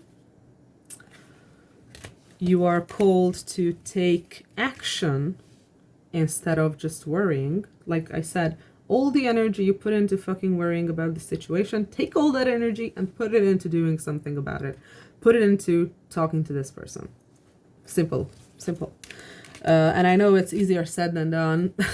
I know it's easier said than done, but that's the easiest way I can describe it. That's the easiest way I can describe this message. So what I have here is basically this. And if you learn your lesson and you can let go of the image that other people have in their mind about you, like if you can let go of being addicted to the image if you can let go of the addiction you have to the image other people have about you, and you can actually deal with your emotions and not just shove them down, and if you can do this move, because like remember, that was like one of the first parts of this reading here with the Magician, that you're trying to manifest. Like these are the things that you seem to be needing to do. like this. If you can do all of this, then your life is gonna be better than you could ever fucking expect right now. Like, you have no idea. You have no idea. You're gonna level up so fucking hard. You're gonna level up so fucking hard. But it's your choice, ultimately, obviously. So, I hope I could help with this reading. I hope it was at least like enjoyable or something. Although I know that there were like difficult things that I said here that might not feel too good to hear, and I'm sorry. I'm never here to make you feel bad about yourself. I'm never here to like make you feel I don't know, like disrespected or hurt. I'm saying these things because as a reader, it is my responsibility to tell you the absolute truth of what I'm seeing in a spread. And it is my responsibility to call out toxic behaviors if I see them, and situations. So I'm literally just telling you what I see in the cards. And I'm not trying to be like mean to you or anything. Not at all. Not at all. If anything, I wish you the best of luck, and you can do it. You can fucking do it. You can fucking do it. You can do it. So anyway, I hope you enjoyed. I hope you liked what I had for you here. I hope you, I don't know. I hope maybe there's like some helpful information in here. Like maybe there could be like something here that you could like look back on and ruminate on a little bit or something like that. Anyway, I hope I could help, and see you next time if you feel like coming back. Bye! Hello and welcome, pile 3. You picked Earth Magic as your card. This makes me think of that you could be like a witch, you could be like a green witch, you could be working with nature energies, you could like hiking, you could like nature or like being in nature, like plants, earth energies, etc., etc. That's the first feeling I have with this, but we shall see. Let's see what your current lesson is and what you need to learn right now. Okay. Please tell me about Pal 3's current lesson. And fuck, Jesus, cards are like flying right away. Okay, we have the 3 of Wands. Please tell me more about Pal 3's current lesson and what they need to learn right now. Please tell me what Pal 3 needs to learn right now. We have Justice. Please tell me about Page of Wands. Please tell me about what Pal 3 needs to learn right now. What is Pal 3's current lesson? What is Pal 3's current lesson? What do they need to learn right now? What is Pal 3's current lesson? 5 of Cups. And one more. What is Pal 3's current... Thank you. Ace of Cups. Okay. Okay. So this, I believe, or I feel like this has to do with grief and self-love. That's my first impression of this whole situation. 4 of Wands at the bottom of the deck, by the way. So I feel like you need to learn boundaries, is what I see here. But we're gonna like clarify everything. So if a different message comes through, then we're gonna know that it's not that. Okay.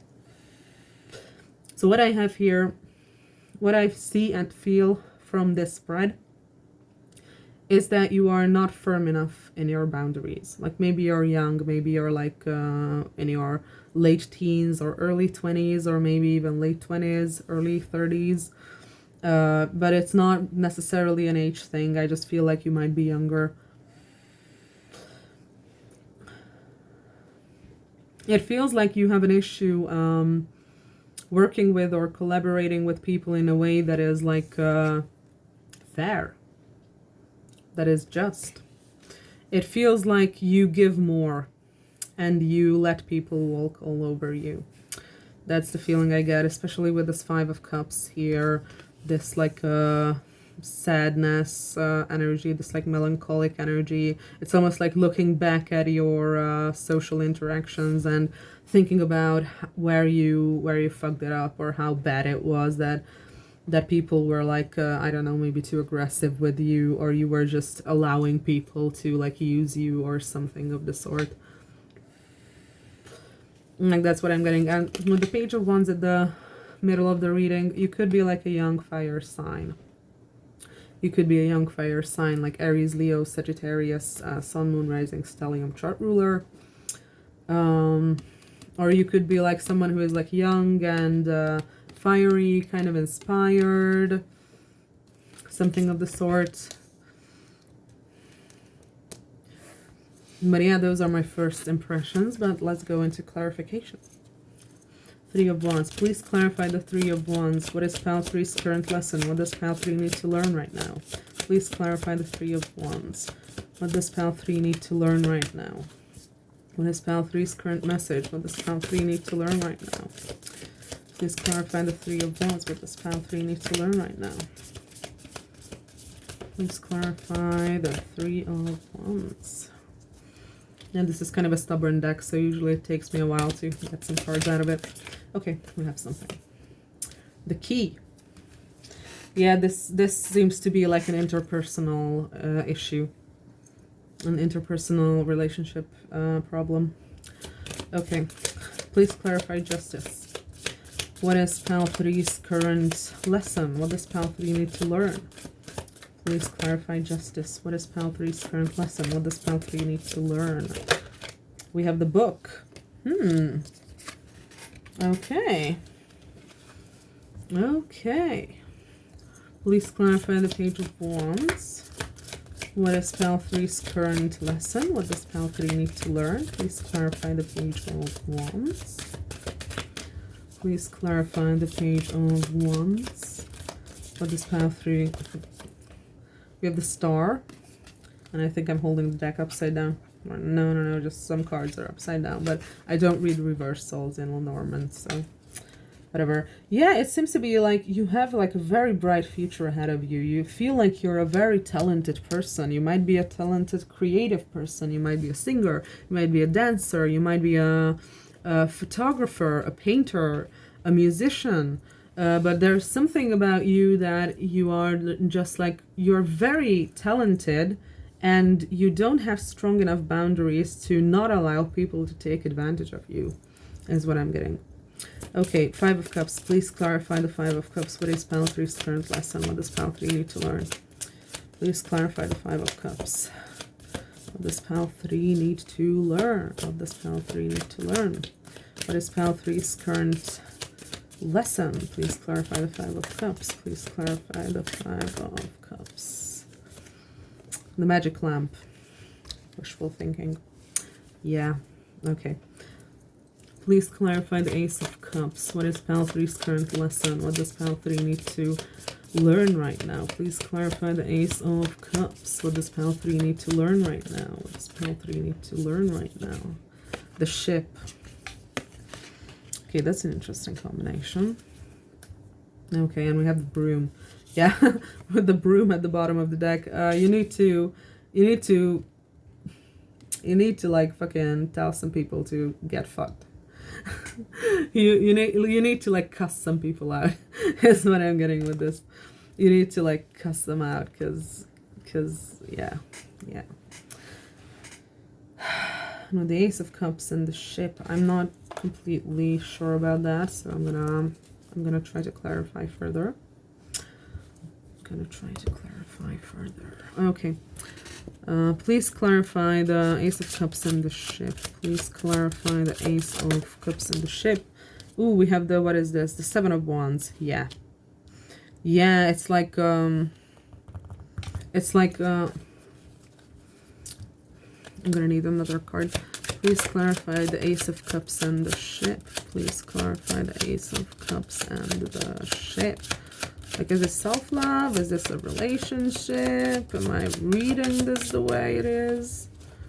Please clarify the Ace of Cups and the Ship. Please clarify. Thank you. Oh, we have the Emperor. Yeah. I'm not gonna lie. Three of Wands. Yeah. And Justice again. Justice again at the bottom of the deck. Okay. So, this feels like maybe you have a dream. Maybe you have a dream of going abroad. Or maybe you have someone there who you are in love with, but this feels like more like it's for yourself. This feels more like it's for yourself. Like maybe your dream is to go abroad and be successful with whatever creative project you're working on, or whatever creative thing is your strength. And this feels like this idea is being attacked by other people. And when you think about it or talk about it, it feels like you have to defend yourself from others. And what we have here is the Emperor. So this could probably be a father figure or an older male authority figure that is giving you a very hard time with this. They're giving you a very hard time with this.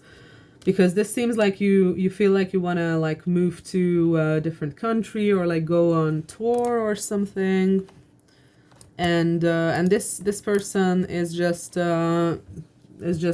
saying like, no, you're gonna stay here and you're gonna do X, Y, and Z and you're gonna do what I say. That's what this feels like. So this could be your dad.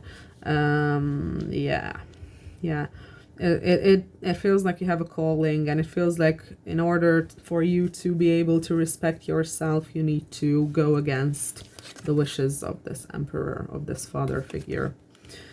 Because that's what I get here. This feels like you really want to do something, or you really want to like go somewhere, and you have to defend this idea from this father figure, because they are like constantly like trying to pull you down and tell you not to do it. With the Five of Cups and the magic lamp. I think I'm gonna pull a clarifier for that too, but I think I understand, but I just want to be sure. Please clarify the Five of Cups and the magic lamp. Please clarify the thank you. Ten of Swords. Oof, yeah. What I'm getting with this is that and Page of Coins also. Queen of Cups too. So your mom might be on the Empress, yeah. Your mom might be someone who like an Eight of Cups. Okay, so your mom might be more supportive than your dad, but there could be something going on with your mom. Like maybe your dad and your mom divorced and you lived with your dad, or maybe your mom like left you or something of the sort, but your mom feels like a much better energy than your dad, honestly. Okay, so with this Five of Cups, magic lamp, Ten of Swords, this feels like and again I'm gonna have to call out behaviors if I see them. This feels like your dream might be coming from a place of how do I put this? The need to cope. The need to cope with reality. The need to cope with your interpersonal relationships is what I'm seeing here, and it feels like it feels like you've been hurt so much that you like kind of have this little bit of an apathetic but very sad and melancholic outlook. And you like wish for things to be different. You maybe like wish people would love you, because this could feel like maybe you're a magician and you never really had the right opportunity to like perform as you wanted, or you like go on a tour or something, because the ship is like some kind of a traveling. And maybe you're like imagining how much the crowd would love you and how much how successful you would be with them, and it feels like this is like a coping mechanism to get through the shit that you're going through every day. And it seems like the core of this whole thing is that you don't have strong enough boundaries.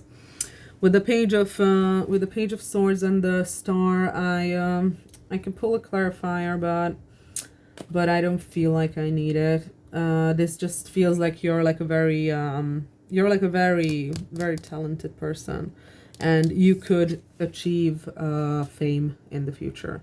Like you could become famous. You absolutely could become famous. So that is there. That is there. With the justice in the book. What's this book? Please clarify this book with the justice. Please clarify this book with the justice. Please clarify the book. Was it this one? Yeah. Two of Swords. Okay. This feels like you would need to make a decision of whether your Six of Cups, Page of Vessels, Two of Vessels, Eight of Swords. This feels like you would need to make a decision between your studies and your career. Like maybe if this is a musical career, maybe you would need to go into the studio, or maybe you would need to go on tour. Like that could be the ship, and maybe you need to make a decision between your current career or whatever this creative project or endeavor is, and your studies. That is a possibility. That is a possibility here. Can you tell me anything more about this book, please? And this justice? Please clarify the justice on the book. Please clarify the justice on the book a bit more. Please clarify the justice on the book a bit more.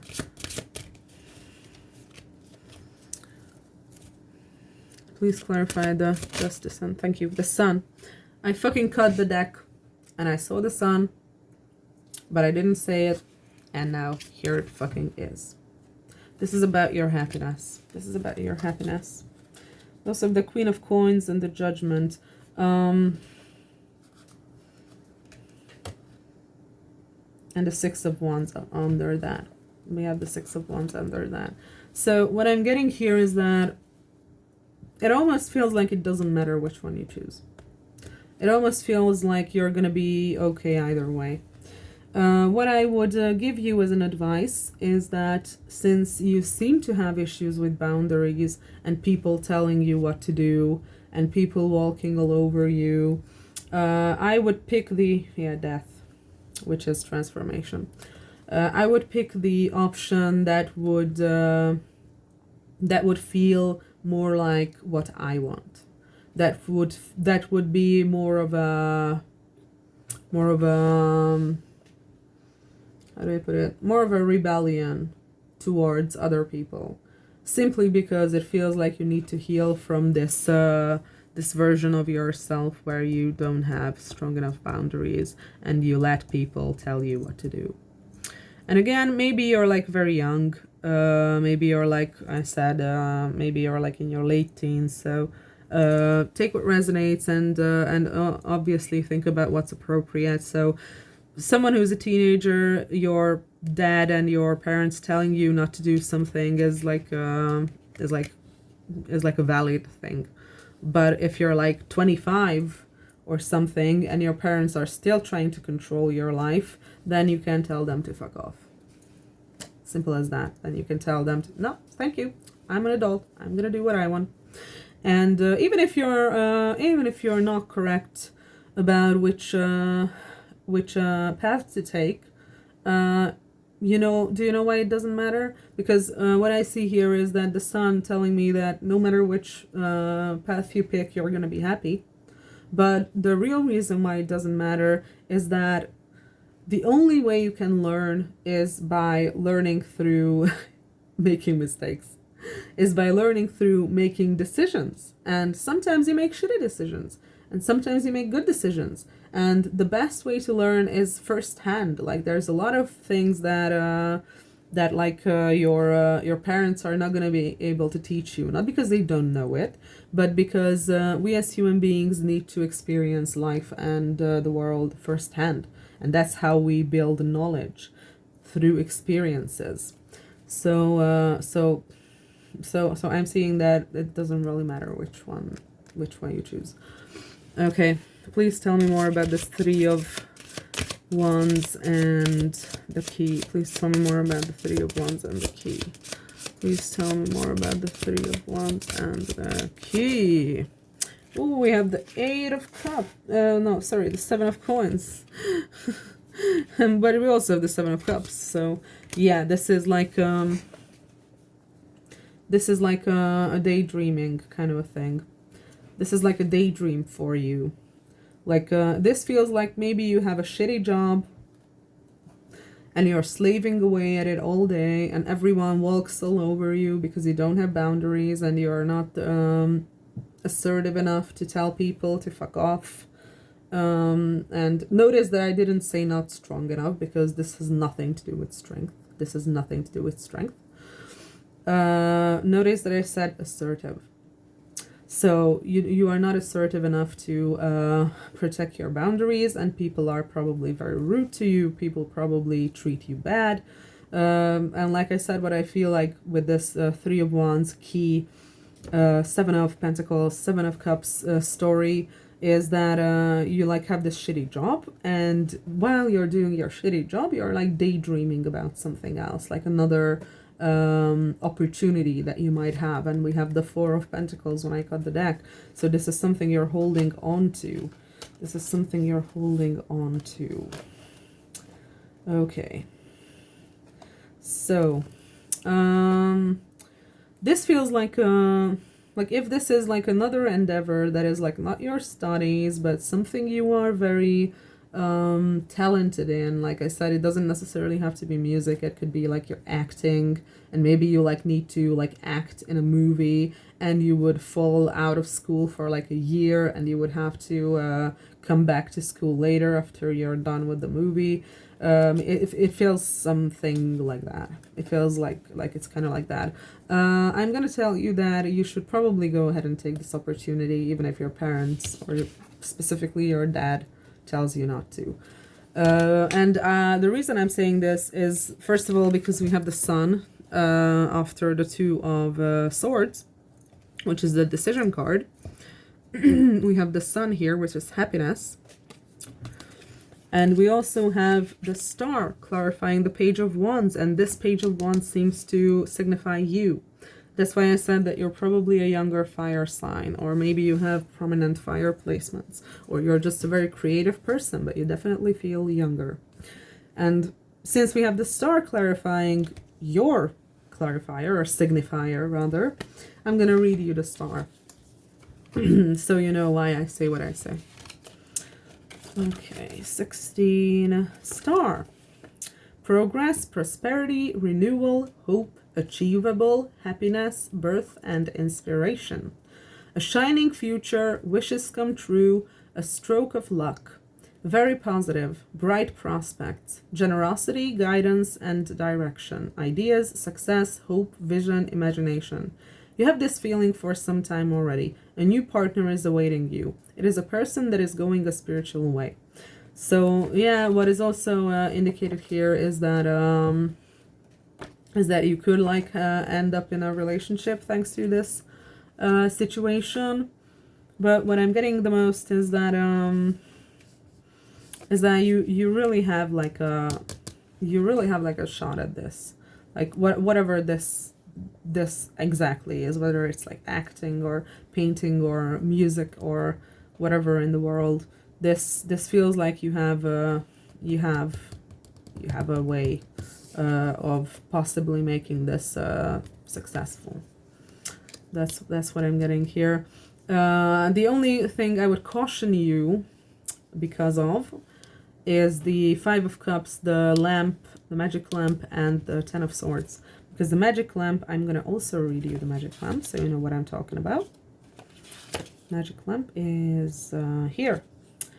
You should be careful of wishful thinking and be alert of the choices that you make. It is a reminder that although it is good to have dreams and wishes, it is even better to take action attaining those dreams. At one point in life, you will need to stop fantasizing and face the reality of life. If you are unable to make a decision due to the many options that are available, you should evaluate the advantages and disadvantages of each option so as to make the best choice. So, based on this, what this is telling me is that if you have a dream, don't just fucking think about it. Don't just fucking think about it. Like I said, this feels like a coping mechanism, like like you need to feel better about yourself because of how badly people treat you, and because of how much you suffer due to this issue with or around boundaries and how people don't respect you. And this feels like how do I put this? Like, if you keep on dreaming about this and not do anything about it, then you're gonna end up a bad way. You're gonna end up a bad way. If you say, okay, I don't care about this that much, I would rather focus on like my shitty job or like my education, which we saw here with the book, that is also completely fine. What you shouldn't be doing is fantasizing to the point that it is taking away from actual action and actual progress that you would be making either with your studies or with this specific project, which seems to be some kind of a creative project. So like, don't let your dreams be dreams, because that's not gonna end up good. That's gonna end up really bad. Like, you're gonna fall on your face. You're gonna fall on your face if you, for example, like decide to do your studies instead, but instead of actually studying, you're like daydreaming about this whole thing, and you wish you were there, and you're like not paying attention to your classes and shit like that. Like, that's not gonna end well. That's not gonna end well. Don't do that. Don't do that. Don't do that. Make it a reality. Make it a reality. And I also have to like remind you, but this seems to be like more of an urgent opportunity that you have here. But I want to remind you that you can do both. You can do both.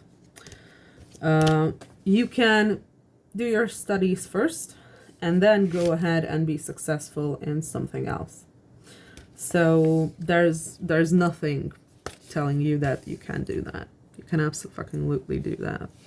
Or you can go ahead and go after your passions now with this ship, with this like a possible move or travel or whatever this is. You could go ahead with that and then later come back to your studies and finish them. That is also a possibility. Like, you don't necessarily have to just pick one and then never think about the other again. That's not how life works. I know that when you're like young and you don't know a lot of how your life is going to progress, and everything seems so urgent, and it gives you a lot of anxiety to think about what you want to do with your life, because it feels like it's like you have one shot at it and you have to like get it right, and you can't fuck it up. It's not really how that works. Like life is not linear. Life is not linear. You can come back to things that you left.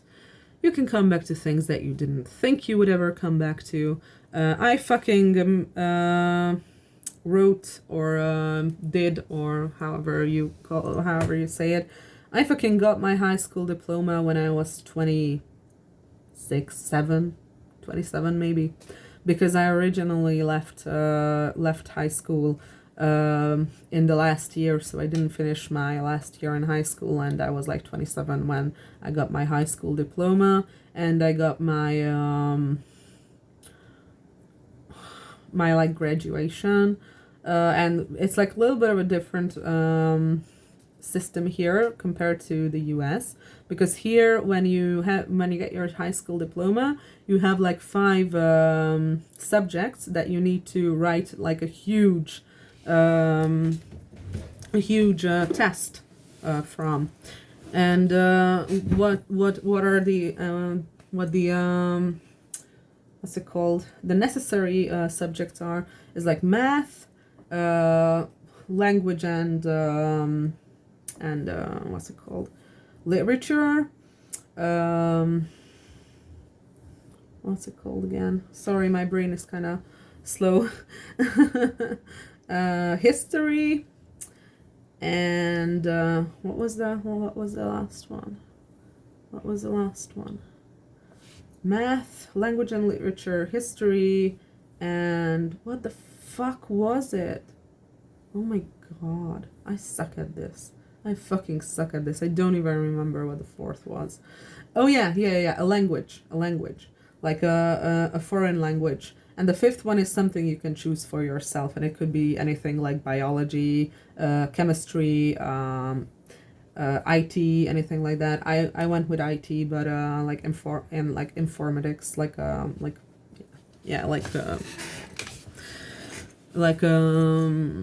computer stuff. That's what I went with, but it's something you can choose. So the thing is that you have to write a huge test from all of these 5 things, like separately, and you can choose like some of them are like it doesn't matter what your score is going to end up being, but depending on what university you want to go to, you have to choose 2 of these subjects. And those 2 have to be like you have to write a test that is like harder than the normal test that everyone gets. You like have to get a harder one on both. You like have to write a harder test, and those 2 tests are gonna be the score you have that will like get you into the university. So basically it's based on how good you are at studying. It's based on how good you are in like learning things. So if you have those 2 subjects that you want to go with the university to, and every university says like they require different subjects. So like you can't just choose your 2 favorite and go with that. The university is the one who's going to tell you what subjects they need you to do, and they need you to do in like a more difficult edition. And those 2 subjects give you a score, and once everyone is done with these tests, then there's like a couple months waiting time for all the universities in the country to reveal the scores at which or above which they will take applications, or they will take students. So it's like you do these 2 things, and you do the other 3. By the way, you have to do all of them. About the other 3's score doesn't really matter, but you have to do these 2 more important, more difficult subject tests. You have to get your application to the university before that. Way before that, you have to get your application. And after some time has passed, like usually it's around the end of the summer, the university is going to come back with the scores at which they're going to accept you or not accept you. And if your score is like above that score, then you get into the university, and if it's below that, then you don't get into the university. Simple as that. So it's about how much you can learn. It's about how intelligent you are. Intelligent. I don't think that learning these things requires particularly huge intelligence, but that's the thing of how it works. I don't know why I was called to tell you how that works, but the thing is that I didn't do all of this originally when I was 18. I would have had to do them when I was 17, by the way, because I was like always the youngest in my like oh my god, words are like not coming to me today. Words are like not fucking coming to me today. And like I don't remember the name of it. The school group you get into, you know, like the school group. I don't remember what the fuck it's called. I'm sorry. class. That's fucking called a class. Okay, so I was always the youngest in my classes, so I would have had to do that when I was 17, but I didn't. I had like 10 years completely disappear and fall out of my life, and it was the most horrible 10 years I could ever imagine, and I'm very glad that I survived it, because a lot of people who get into that situation don't survive it. And so when I was like 27, That was when I finally did this whole shebang and got into my first university, which ended up being not where I actually wanted to be, and it would take me another couple of years to get into the one that I actually wanted to. But the only reason was that I didn't get my application to I didn't get my application to everywhere where I should have, because I didn't believe that my score is gonna be high enough. But my score ended up being really fucking good. So anyway, what I'm trying to say with this is that it doesn't fucking matter if you don't do it now. You can do it later, and nobody can tell you that you shouldn't. Nobody can tell you that you can't. You fucking can. You fucking can. You don't necessarily have to pick one or the other from this like I don't know, this crossroads. You don't necessarily have to only pick your studies or only pick your dreams or whatever this creative project that you seem to be very talented in is. You can work with them down the line. You can do them later if you need to. That's what I'm getting. Okay. So, what else can you tell me about Pile 3's lesson? What does Pile 3 need to learn right now? What is Pile 3's lesson? What does Pile 3 need to learn right now? Also, sorry about that extremely huge tangent about what was going on with my graduation and my high school diploma. Okay, so Pile 3, what are their current lessons? What is their current lesson? What do they need to learn? What does Pile 3 need to learn? What is their current lesson? Okay, what does Pile 3 need to learn? What is Pile 3's current lesson? We have Page of Wands. Are you fucking kidding me? We have 2 Page of Wands. We have 2 pages of Wands. I don't know, but look at this. Page of Wands, Page of Wands. Okay, tell me more. What is Pile 3's lesson? What is Pile 3's lesson currently? What does Pile 3 need to learn? What does Pile 3 need to learn here? What is Pile 3's lesson? What does Pile 3 need to learn? Meanwhile, we're getting like really dark. Light is going away. Okay, what is Pile 3's lesson? What does Pile 3 need to learn? We have the Empress. Okay, what is Pile 3's lesson? What does Pile 3 need to learn? I think that we have the 9 of Swords in the reverse. Don't, like, stop stressing about it so fucking much. Stop stressing about it so fucking much. This is not the level of decision that you think it is. It is not. It is not. It is not. Remember what I told you? Even when I got into my the first university, that was not what I ended up wanting to do. That was not what I ended up wanting to study. And it was only my stupidity that made it so I didn't get into the university that I actually wanted. It was just stupid on my part. So it was completely my fault because I didn't believe in myself, and I thought that my score is not going to be high enough. So I got fucked. I didn't get into the university I wanted, and I got into something else, and then I just fucking left it and went for the university I actually wanted to be in, and now I'm there. So just because something doesn't work out right away, that doesn't mean it's never gonna work out. Like usually people have this this false image of success and failure in their minds, like it's like there's that illustration that is circling around on the internet about this, like people think you either fail or you either succeed, and there's like 2 separate set paths to each of them, and you either take the path that ends up failing or you take the path that ends up succeeding. That's not how it works.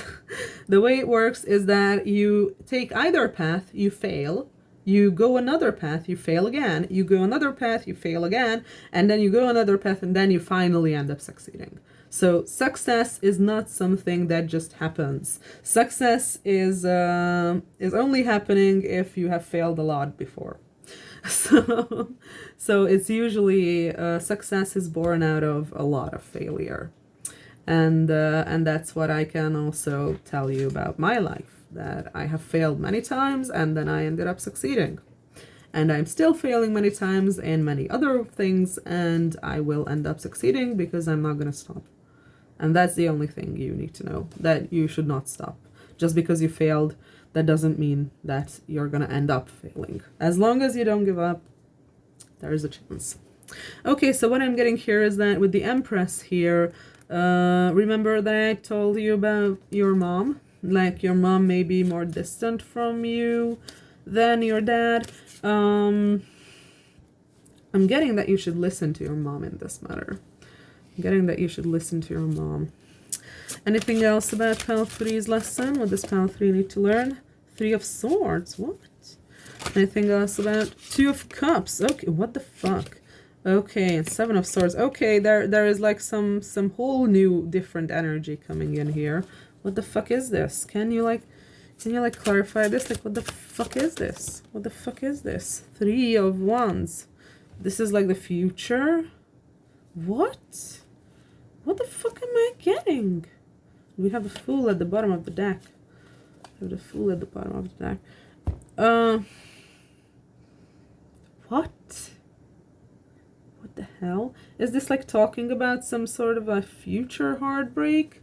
Or is it talking about your mom and your dad? I didn't see this coming, I'll be honest. Like, I didn't see a 3 of Swords, a 2 of Cups, and a 7 of Swords coming here with the 3 of Wands.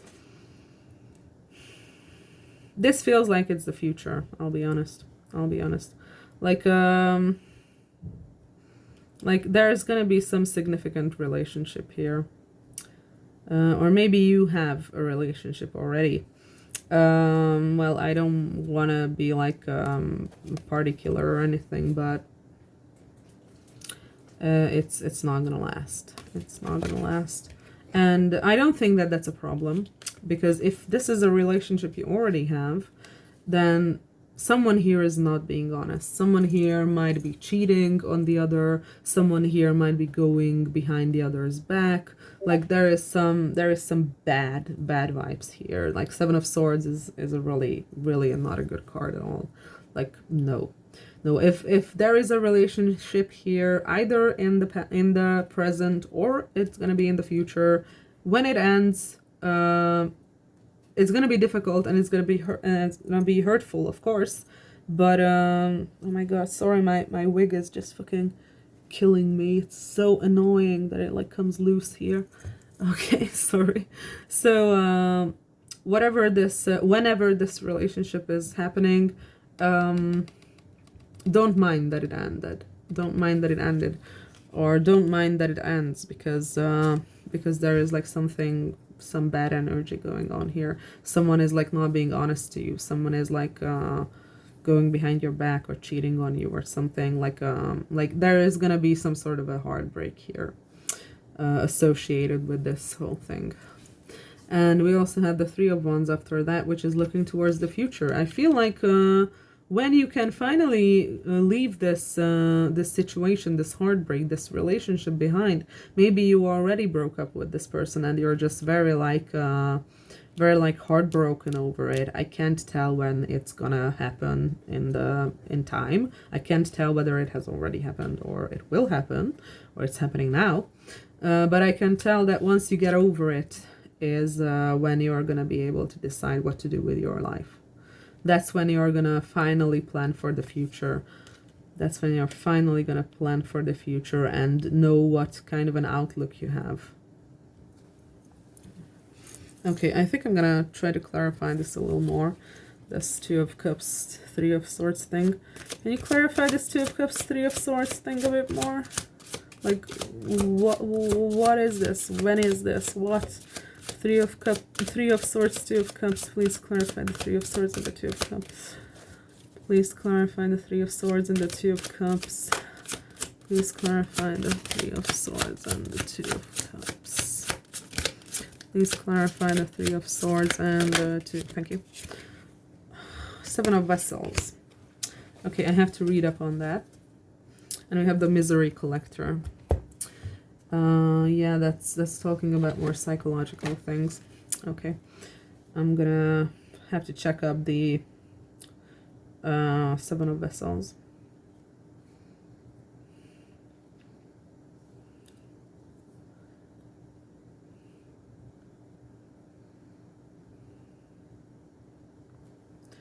Just a second.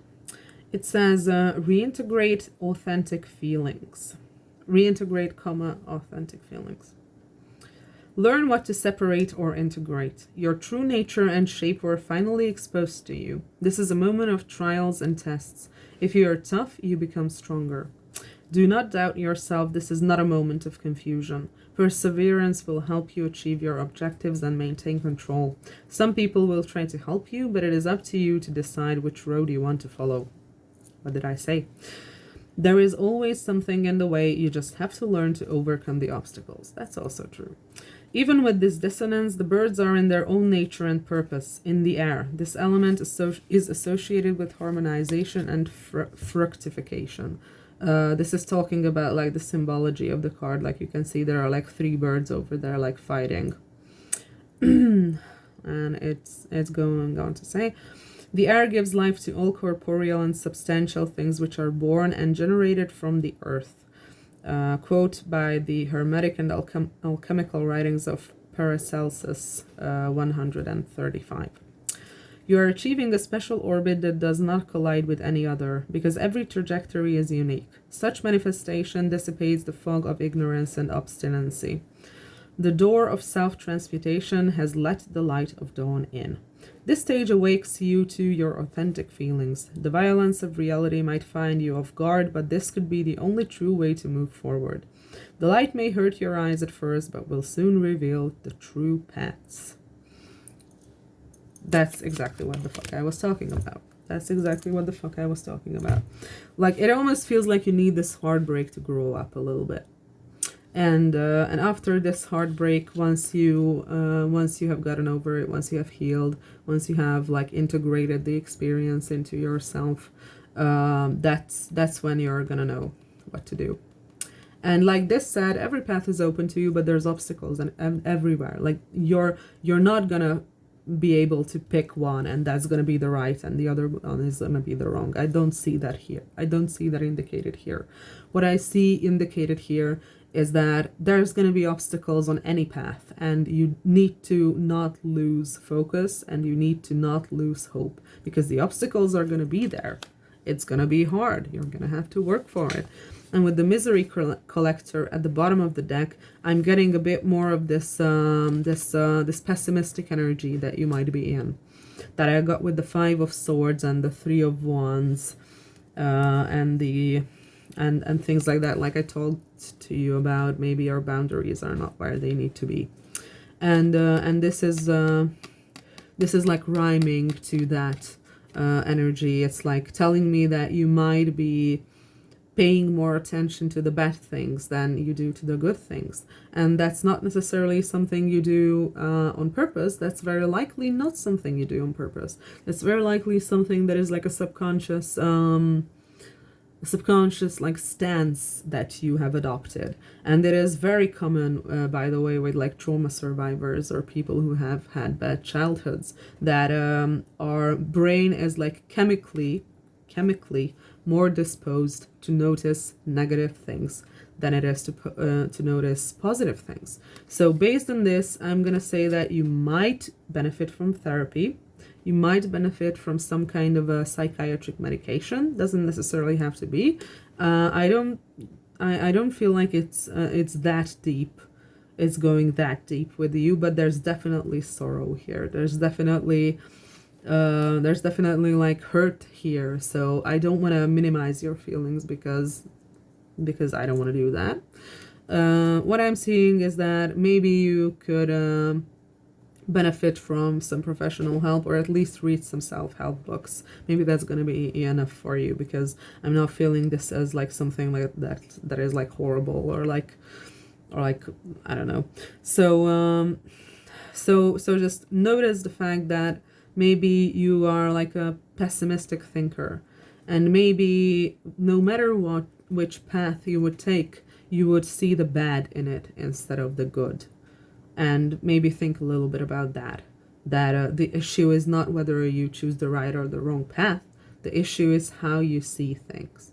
The issue is how you notice negative things more than positive ones. And this feels like you are someone who tends to catastrophize, This feels like someone who tends to be like in a victim mentality. This feels like someone who tends to be like in a defeatist attitude.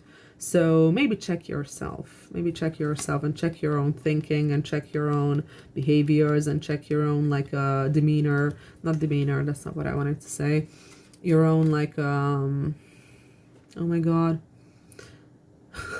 Why can't I fucking talk today? So your own like I don't remember the word in English, and I don't even remember it in Hungarian at this point. What the fuck? Okay, so just check yourself. Check the way you think, check the way you feel, and check whether what you're thinking and feeling is actually correct. Because this feels like you could have like a skewed interpretation of things, and skewed in a negative way. Like you might be prone to think about certain situations or happenings as more negative than they actually were, or you might be prone to like emphasize the negative things and things that are happening. So keep an eye on that. Keep an eye on that behavior. Okay. Now, what I'm going to start with is this deck. Please tell me more about Pal 3 and their current lessons. What is Pal 3's current lesson? Please tell me more about Pal 3's current lessons. What is Pal 3's current lesson? What is Pal 3's current lesson? What do they need to learn? Yeah. Dark path, learning from your mistakes. It doesn't matter if you make mistakes, because every fucking human being in this world makes mistakes. That's what makes you human. If you are not making mistakes, that means one thing. That means that you are not trying. Everyone who tries makes mistakes, and you need to learn from them, and you need to accept them and not see them as like these horrible catastrophes, and not see them in this skewed light of thinking that when you like fail or make a mistake, then that is like showing the entire world how worthless you are, and it's like a testament to your worthlessness or your incompetence. That's the energy I'm getting with you. That's not what mistakes are. Mistakes are just fucking mistakes. Everyone makes mistakes, and making mistakes doesn't make you better, doesn't make you worse. It just makes you human. That's it. Okay, anything else for Pal 3? What does Pal 3 need to learn right now? What is Pal 3's current lesson? What is Pal 3's current lesson? Thank you. Obsession, my eternal thirst. There might be some obsession going on here, but I'm not sure with what, because I don't know. What else is Pal 3 supposed to learn right now? What else is Pal 3's lesson? What is Pal 3's lesson? We have Dangerous Passion, red as a bleeding card. I think this goes back to the 3 of Swords and the 2 of Cups. And maybe the obsession is also talking about that. Like maybe this is an ex. Maybe this is not the future. Maybe this is an ex. Maybe this is someone you've broken up with in the near past. And it feels like you might be kind of obsessed with this person. And like I said, the point in where you can make a good decision is gonna be the point where you finally see how much deception there was present in this relationship, and how this was not a good relationship at all. Because even with like Dangerous Passion, red as a bleeding card, I'm reading this as something that was a toxic relationship. This card doesn't necessarily mean that, but in this situation I'm reading it as that, because that's the energy I'm getting, especially with obsession always also being here. This feels like it was a toxic relationship. Maybe it was like a first love kind of a thing, like high school sweethearts or something, but there was like, this was unhealthy. This was unhealthy. And it seems like it's your job now almost, or your responsibility to understand what happened in this relationship and why it was bad and why you shouldn't repeat it. Okay, that's what I'm getting with this deck. Let's go into this one. What else can you tell me about Pal 3 and their lesson? What is Pal 3's lesson right now? What do they need to learn? What is Pal 3's lesson right now? What do they need to learn? What is Pal 3's lesson right now? What do they need to learn? What do they need to learn? What is Pal 3's lesson right now? What is Pal 3's lesson right now? What do they need to learn? What is Pal 3's lesson right now? What do they need to learn? Come on, cards. Come on, come on, come on. Come on, come on, cards. What is Pal 3's lesson right now? What do they need to learn? Please tell me about Pal 3's lesson. Fuck. And now like 17 cards flipped. Okay. So the first one is Topaz. Forgiveness heals. Time to release repressed anger as it's blocking your health and happiness. Yeah, you might have a lot of repressed anger, but I'm getting this could be from your dad. This could be from your mom even. This could be from this relationship that you were in, because the more and more I'm reading, I feel like this is in the past. This could be from how people treat you because of your neglected boundaries. So it says forgiveness heals, but by the way, I don't believe you need to forgive people who are shit with you. You absolutely don't need to. It doesn't fucking matter. What matters is that you need to release it. You need to like let go of the feeling. And that's what it says. Time to release repressed anger as it's blocking your health and happiness. So time to learn to release that anger. We also have Rubelite, passion and purpose. Your enthusiasm gives you energy and motivation to work on a meaningful project that's dear to your heart. I believe that is your creative project that you want to pursue instead of studying. We also have Gold, divine intervention. God sends miracles to answer sincere prayers. This is the same energy I get with the sun. This is the same energy I got with the sun. Remember what I said? Remember what I said? They even have the same fucking color. Like, look at that. And what I said with this is that it doesn't matter which path you take. It doesn't matter what you do first. It doesn't matter, because it's gonna work out. You're gonna be happy, and you're gonna learn. It's a learning opportunity. And you have to learn that you don't just run headfirst into failure. You have to fail and fail and fail and fail again in order to succeed. And you have to do it for as long as it needs to be done in order for you to succeed. It feels like you have to learn that there is no right or wrong way. There is just a way that you decide for yourself. And it is your mind that is the one that makes it look like it's the bad way. Like you've picked the bad way because maybe you have a lot of anxiety. So this seems like you have to learn that that your subconscious has a much bigger role in your life than you would believe. And this is also one of the reasons I wish psychology would be taught in school. Like in at least high school, because people could be so much more successful and so much happier, I believe, if they would have like a basic understanding of psychology at a young age. Okay, so that's what I got. Do I have another? Yeah, I do. I do have another deck I'm gonna pull from. But really, what this seems like is the fact that you need to realize that it's not really picking the right way and the wrong way. It's you who makes the path you took into the right one. It's you who makes it into the right one. Okay, anything else about Pal 3 and what their lesson is? What is Pal 3's lesson? What do they need to learn? Please let me know what Pal 3 needs to learn. What is their lesson? What does Pal 3 need to learn? What is Pal 3's lesson? What does Pal 3 need to learn? Oh, thank you. We have Virgo, I analyze. So you could be a Virgo. I'm not sure if it was in this spread that or this pile that I said that I sense Virgo energy, but this fits the bill. Virgo is like a little bit of a neurotic, overthinking, perfectionist, anxious type of an energy. So you could be a Virgo, Sun, Moon, Rising, Stellium chart ruler. Okay, what else says Pile 3's lesson? What do they need to? Okay.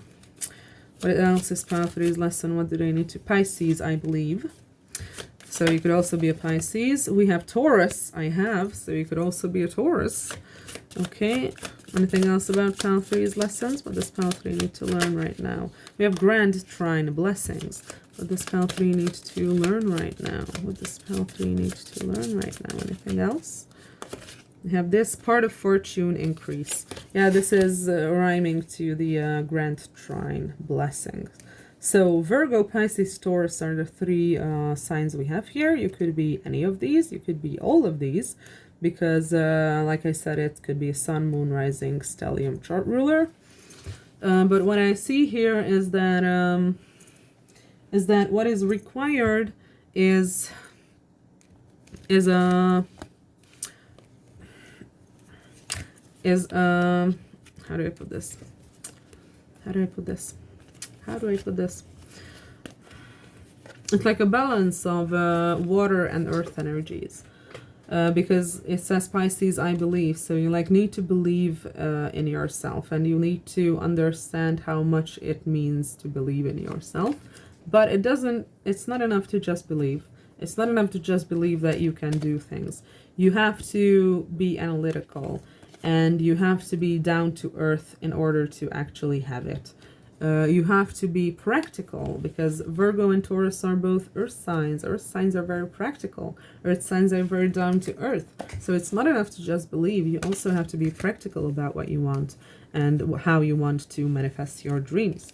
And then we have the Grand Trine Blessings, and we have the part of fortune increase. These are two very good omens, is what I can tell you. Like, seriously, what I see here is that it really doesn't matter which path you take. You're gonna come out on top. You're gonna come out on top, because what you need to learn is that you can make any path good. You can make any path you choose good, because it's up to you. It's up to you, and it's up to how you see the world and how you understand the things that are going on around you. And like I said, it's not your fault if you are thinking more negatively, or if you're noticing negative things more easily than positive things. It's not your fault. It's literally brain chemistry. It's literally brain chemistry. So, like if you had a difficult childhood, or you were abused, or you are traumatized, or something like that, that is even more understandable. But the thing is that just because it's brain chemistry and that it's not necessarily your fault, it is your responsibility to do something about it. That's just how the world works. A lot of things that happen are not our faults, but our responsibility to fix.